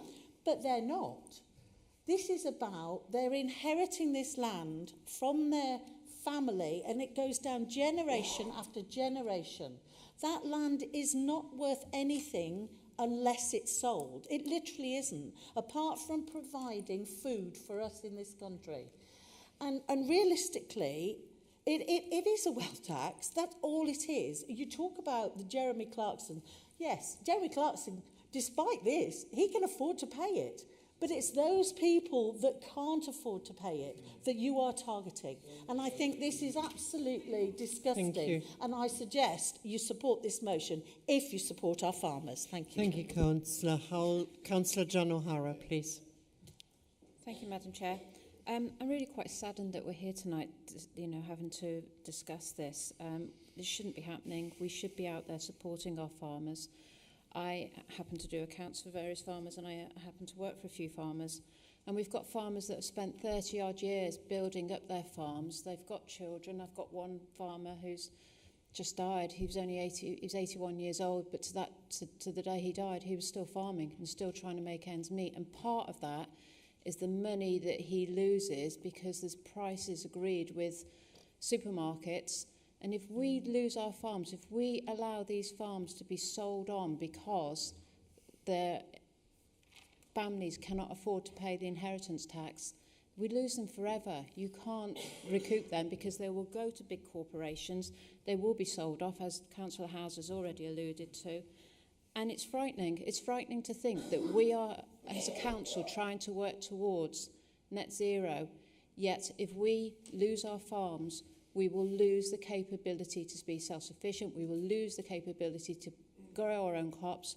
We will lose the capability to hand down a tradition and a livelihood and custodians of our countryside who absolutely care and look after our countryside and make sure that we keep thriving, keep growing. And they are having to feed larger and larger populations, a larger population. And we just can't afford to have it whereby we are importing food. We must support our farmers. We must support that way of life. I've got one farmer, he's got 3 children. His net profit last year was 20,000, and that's including his wife helping on the farm. So they are not all rich, and we must support this motion. We must support our farmers, and we must please protect our countryside, because they are actually taking care of not only our livestock and our foods, but they're also taking care of the fact that we must protect our land, our housing from flooding, and they are there cutting back and making sure that our rivers are safe and making sure they use the correct chemicals. So there's a whole plethora of industries that support farming as well. Please support this motion. Thank you, Councillor O'Hara. Councillor Matt-Binley, please. Thank you, Chair. First of all, thank you very much again for Councillor Evelyn bringing such a relevant motion to the people of Northamptonshire, and anybody that says it's not is out of touch. I'm not going to try and repeat some of the things that have been said by people that have far more knowledge than myself in this area. There have been a lot of very valid and knowledgeable points made, I hate to say, on this side of the chamber. Councillor Marks, I do apologise if you think that I was saying that you were soft. I'll clarify that for you. It's if you are correct that the civil servants are running the show. What I'm saying is the Labour government are the ones who are soft. They're the ones supposed to be running the country and making policy. They're the ones that are supposed to be... What is your point of order, Councillor Buckingham? Again, we're getting away from the motion. Can you just be mindful? Thank you very much, Madam Chair.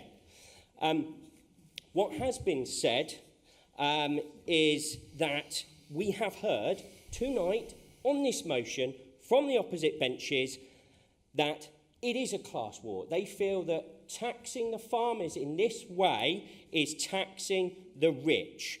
It's not. As we have heard from members, these are people who might be, in inverted commas, classed as asset rich, but they are cash poor.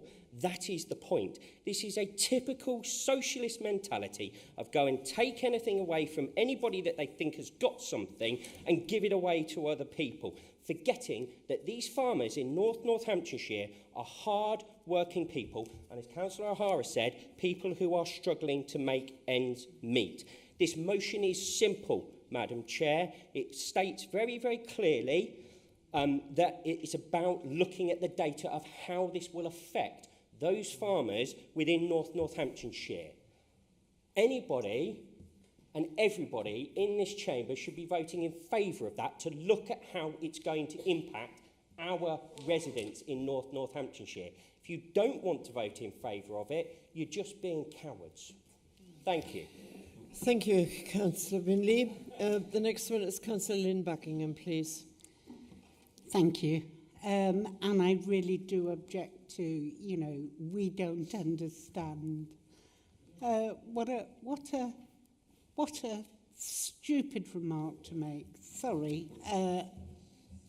This is about Please don't debating. I agree with your point of order. Please don't call it stupid remarks. Thank you. Okay. Perhaps unwise. I do apologise, Councillor Binley. You're not a stupid remark. However, understanding that we, this side of the chamber, have just as much experience as you,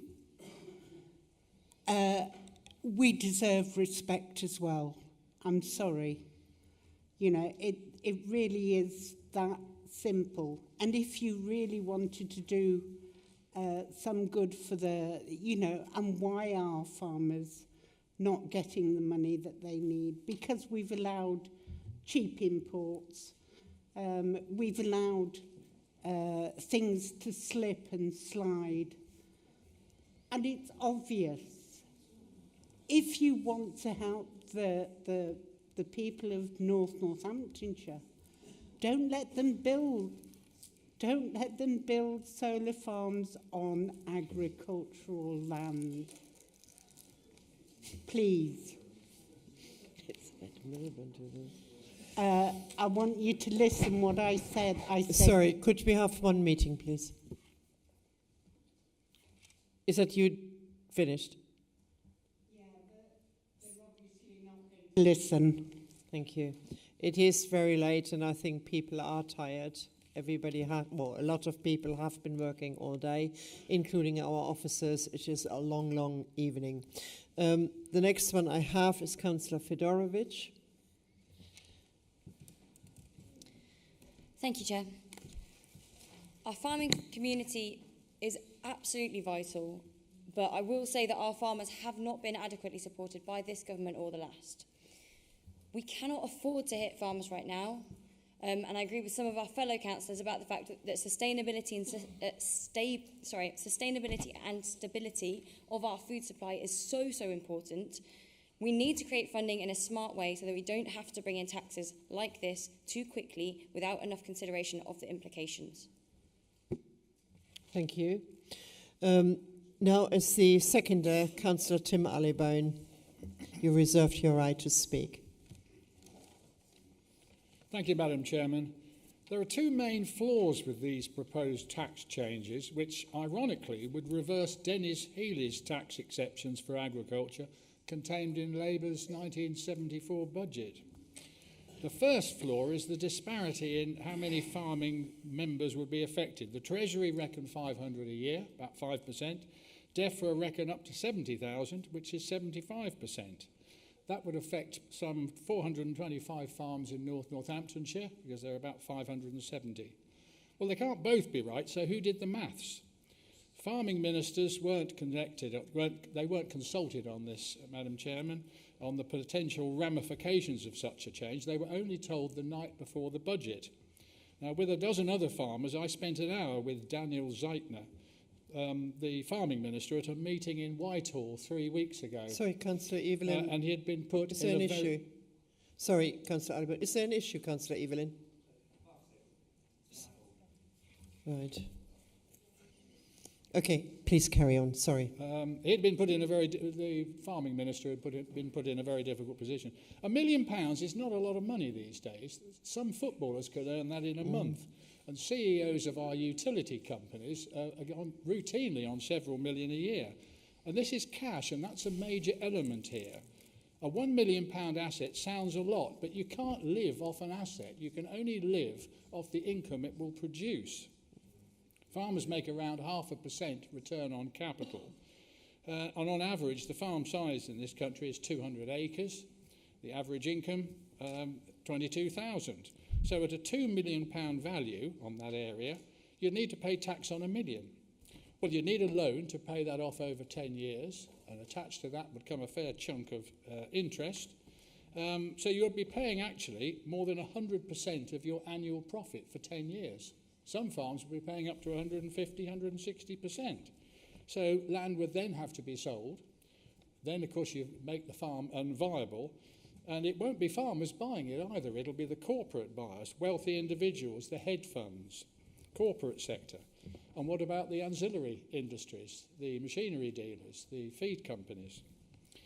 1 million land value, £1 million land value, it's 100 acres. Well, that's hardly a farm. It's more like a small holding these days. Machinery costs alone would be far more than £1 million. One tractor and one combine together would easily exceed that. And that's forgetting all the kit that goes behind it, the barns, the farmhouse, and it actually excludes even the land itself. The second flaw is the assumption that farmers can simply put their prices up, like most other businesses would do. But we're producing commodities. They rise and fall, often drastically, due to weather, political machinations, war, disease.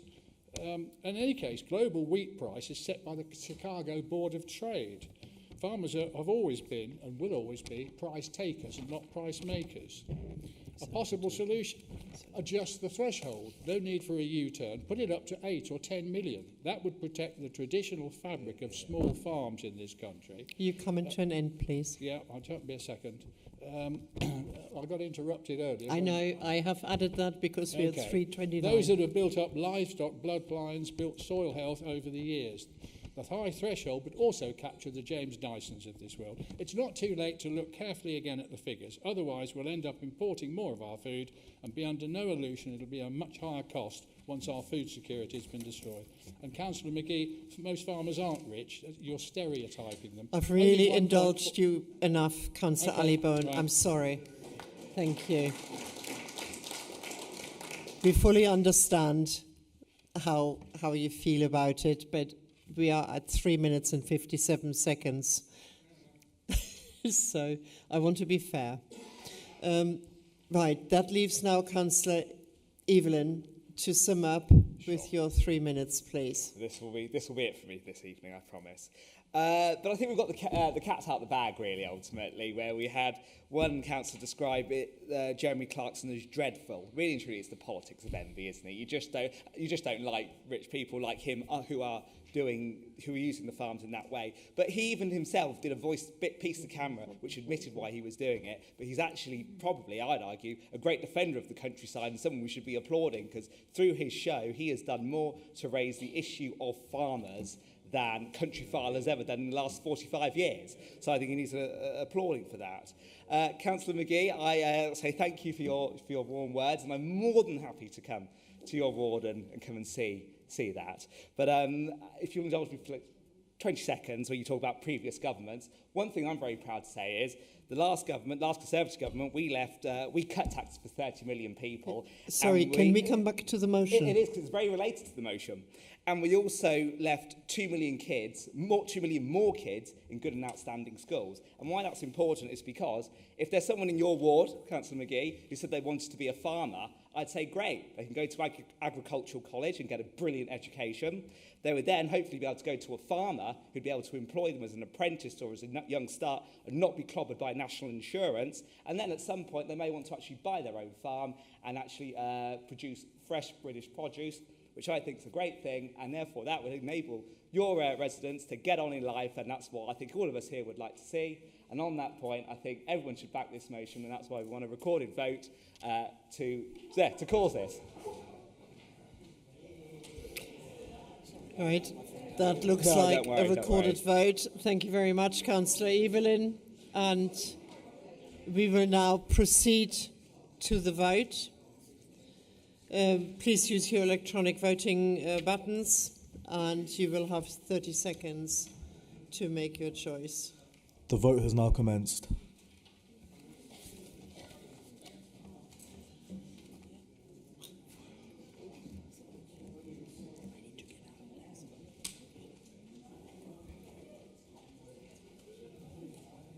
I don't know. There are 10 seconds remaining.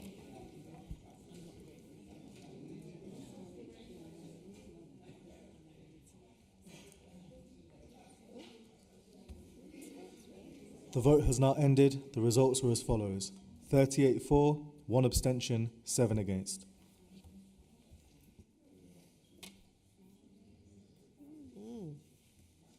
Thank you. That vote is carried. That motion is carried. We then move on to motion 5, which is effectively motion 4, as we only have 4 motions. Could I please see Councillor Anley to move the motion? Thank you, Chair. This motion is about the community safety plan we have and the feedback, the accountability of the safety officers, the reports that we are not receiving at the moment. Now, the community safety partnership, it combines the former community safety partnerships for Corby, East North Hants, Kettering and Wellingborough. And it includes North Hants Police, the Fire and Rescue Authority, the NHS Integrated Care Board and the Probation Service. Who exactly sits on the community safety partnership? I don't know. The meetings are held behind closed doors and this council is not receiving any reports. Underlying the community safety partnership is the community safety plan. The current plan, for which I sent all councillors a link last night, is a plan for 22 to 25. It is a well-written plan, and I have been told that by July next year, this council will be shown a draft of the follow-up plan from 2025 to 2028, or maybe 2026 to 2029, I don't know. In my motion, I am asking for the partnership to do what is in the plan on page 15 under Keeping You Informed, which is to publish an annual report to tell residents, businesses and other local leaders how progress is made on the delivery of the plan. There was also an undertaking on page 15 to give quarterly updates with topical issues, upcoming events and trends. None of that is currently available to us as councillors in the full council. I am asking for a tip of the veil to be lifted on the work of the Community Safety Partnership, and they're doing very good work, we know that. Through Neighbourhood Watch, if we are involved with our local police officers, the safety of our residents is important. These updates could include updates on the public spaces protection orders and any enforcement actions being taken. For example, in Kettering Town Centre, we now have a regular gathering of people drinking, and is this being tackled? We don't know. There's no reporting. What is happening in North Northants with school children and county lines? What are the trends? West Northants is getting these reports of engagement events without communities. Money awarded for projects, working with children and families, Year 6 pupils attending youth, young citizens events, etc. West Northants also gets metrics on their website. It's easily found. For example, 9.7% reduction in violent crimes, 9 new CCTV cameras installed, etc. 42% reduction in arson incidents. It can be good news, which is great. But where are these figures for North Northants Council? We have a team of officers working full-time on similar initiatives in North Northants, but their work is never reported in our inbox to our residents or to local businesses. So I'm asking for those reports, however brief, to be given to this council. We also have a Northampton's Domestic and Sexual Violence Board. It is quite right that those meetings are held behind closed doors. However, with the death of Harshita Brella, already mentioned today, murdered on 10 November in Corby, we owe it to our residents to ask ourselves, is there something we could have done to prevent that death? If Harshita Brella had come to the council offices in this building to ask for help because she felt her life was under threat, would she have been helped? Her partner had been arrested and bailed. She'd been given a domestic violence protection order. So if she had asked for help, would she have received it? We know the answer to that, colleagues, because we have had it confirmed that Harshita Brella came to the council offices in this building to ask for help, and she was turned away. Weeks or days later, she was found murdered in the boot of a car. There will be a domestic homicide review in her case because those reviews are statutory requirements. We have had quite a few domestic homicide review reports on our website, and I mean, they are still there. And I recommend that you read the executive summaries that are published years after the event. Okay, we have held our 16 days of activism, which aim to tackle and prevent gender-based violence, and our leader and everyone here believes in trying to do what we can to prevent domestic violence. However, if a woman who desperately asked for help was turned away, then there must be still more that we can do. That is why I'm asking for the next version of the Community Safety Plan to include the lessons learned from domestic homicide reviews and to examine what more support can be given to victims, men, women, and children of domestic violence. I hope you can support this motion, asking for that and for regular reports, however brief, bullet points, 5 minutes for the Community Safety Partnership. Thank you, Chair. Thank you. Councillor Zoe McGee, you are the seconder of the motion. Thank you, Chair. I would like to second the motion and reserve the right to speak and remind the Chamber that this has been brought forward because a young woman was and is dead. Thank you. I didn't quite hear what you said at the end, sorry. Sorry, Chair. I'd just like to remind members that this motion has been brought forward because of the tragic death of Harita, and it is real. But it's a two-part motion, isn't it? Because one side, for my clarification, one side is the domestic violence area, the other one is the report that you are calling for. Yeah, but they work very well together. I would suggest they feed each other. Okay, thank you. I have nobody wanting to speak on this. Oops, sorry. Suddenly it comes up. Councillor Rowley. Thank you, Chair. I fully support in principle this motion. One thing we do have to bear in mind is the sensitivity of the data, and certainly the domestic homicide reviews are kept private unless the relatives allow limited data, more the executive, to be released. I know the next plan is in flight, and that's going to be developed with the PFCC to fit the two together, so that moving forward it will encompass everything that is in this motion. So fully support it, but we've just got to be mindful of the data, that the report will be very, very redacted. Thank you, Councillor Rowley. Councillor McBinley, please. Yeah, thank you very much, Madam Chair. And just to echo Councillor Rowley's comments, I too support this.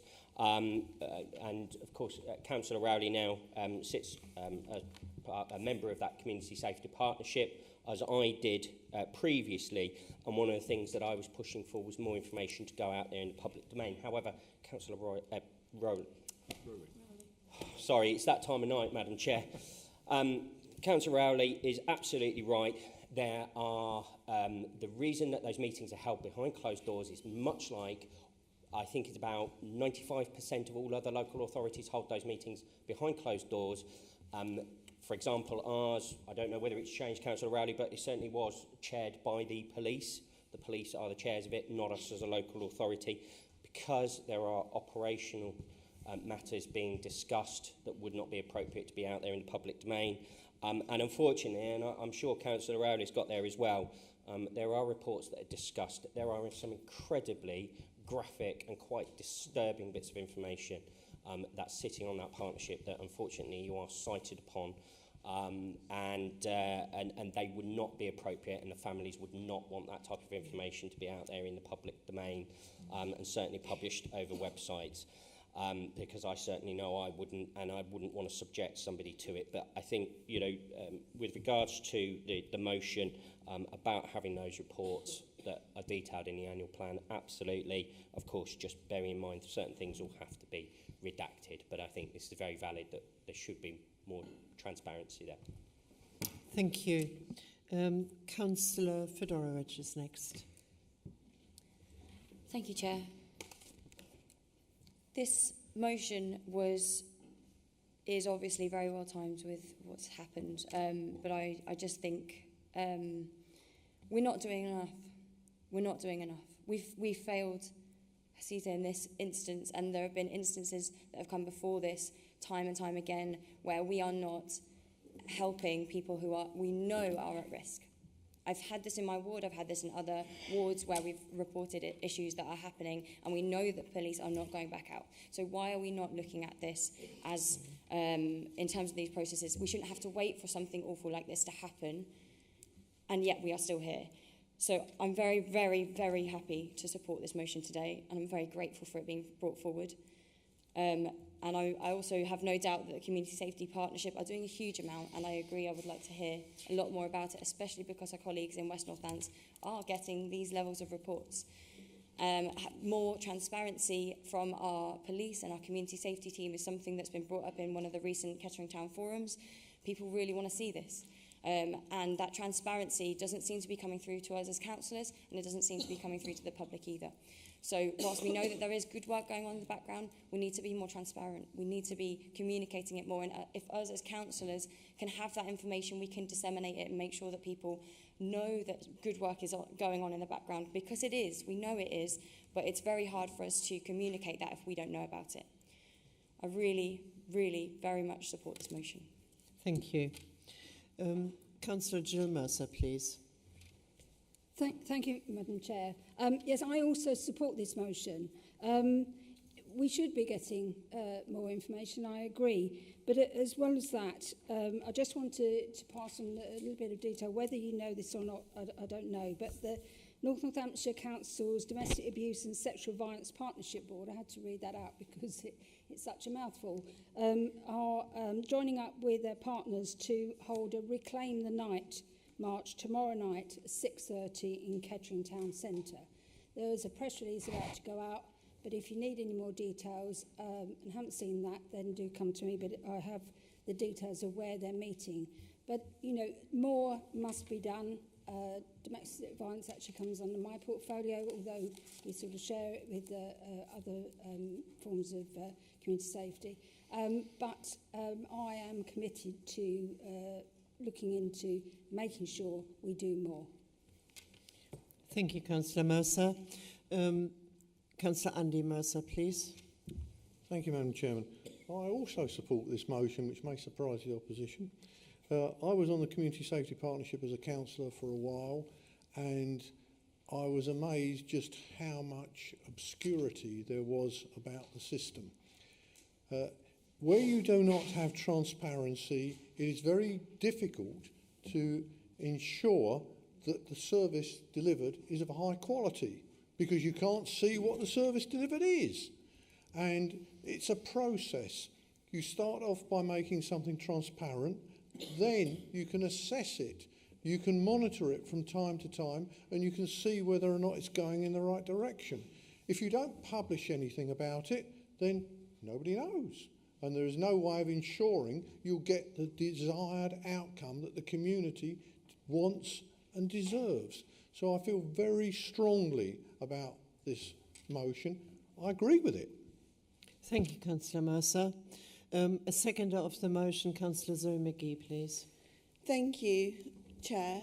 You may remember about nearly 4 years ago now, a young man died in my area, and I brought a motion forward to this council and pleaded that something was done about it so that somebody else didn't have to die.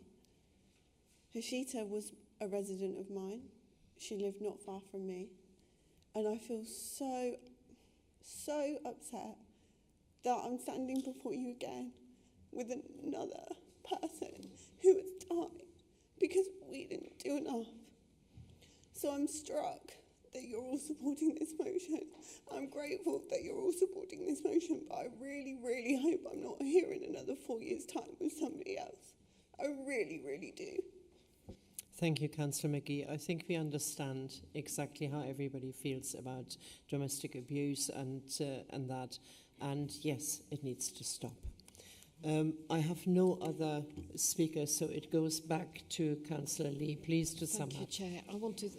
I want to thank you all for your support. And of course, no one expects graphic details of Councillor Rowley. Of course, there'll be redacted reports, but thank you very much for your support. Thank you. We will now put the motion to the vote. You will have your electronic device shown in your box, and please use your finger. Councillor McHugh. The vote has now commenced.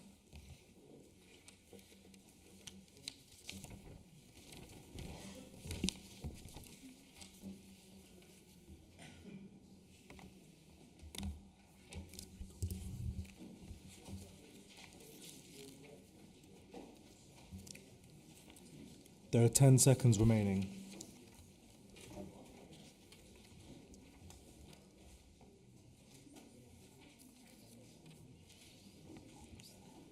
The vote has now ended. The results are as follows. 46 for, 0 abstentions, 0 against. That is an excellent result.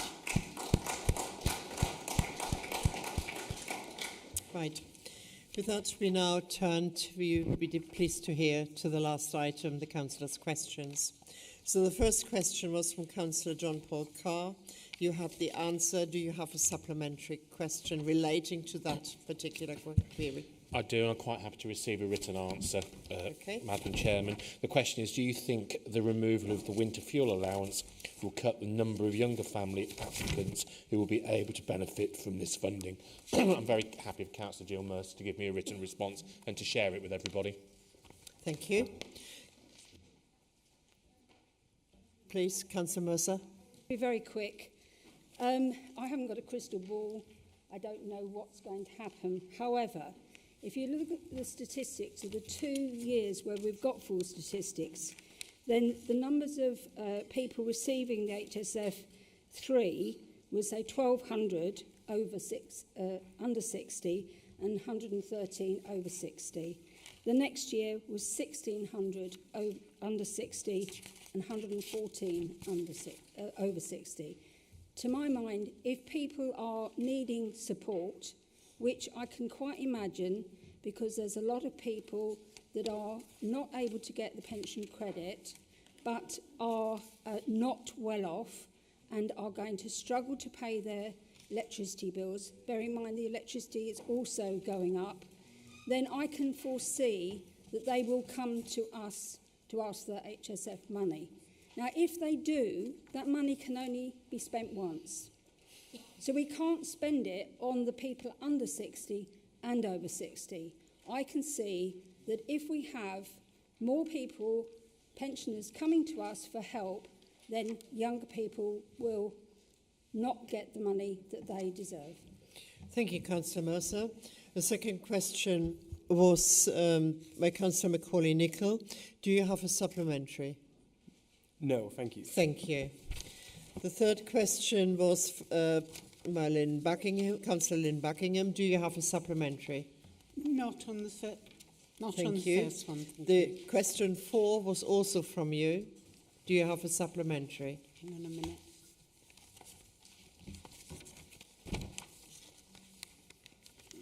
It's about the Corby train station.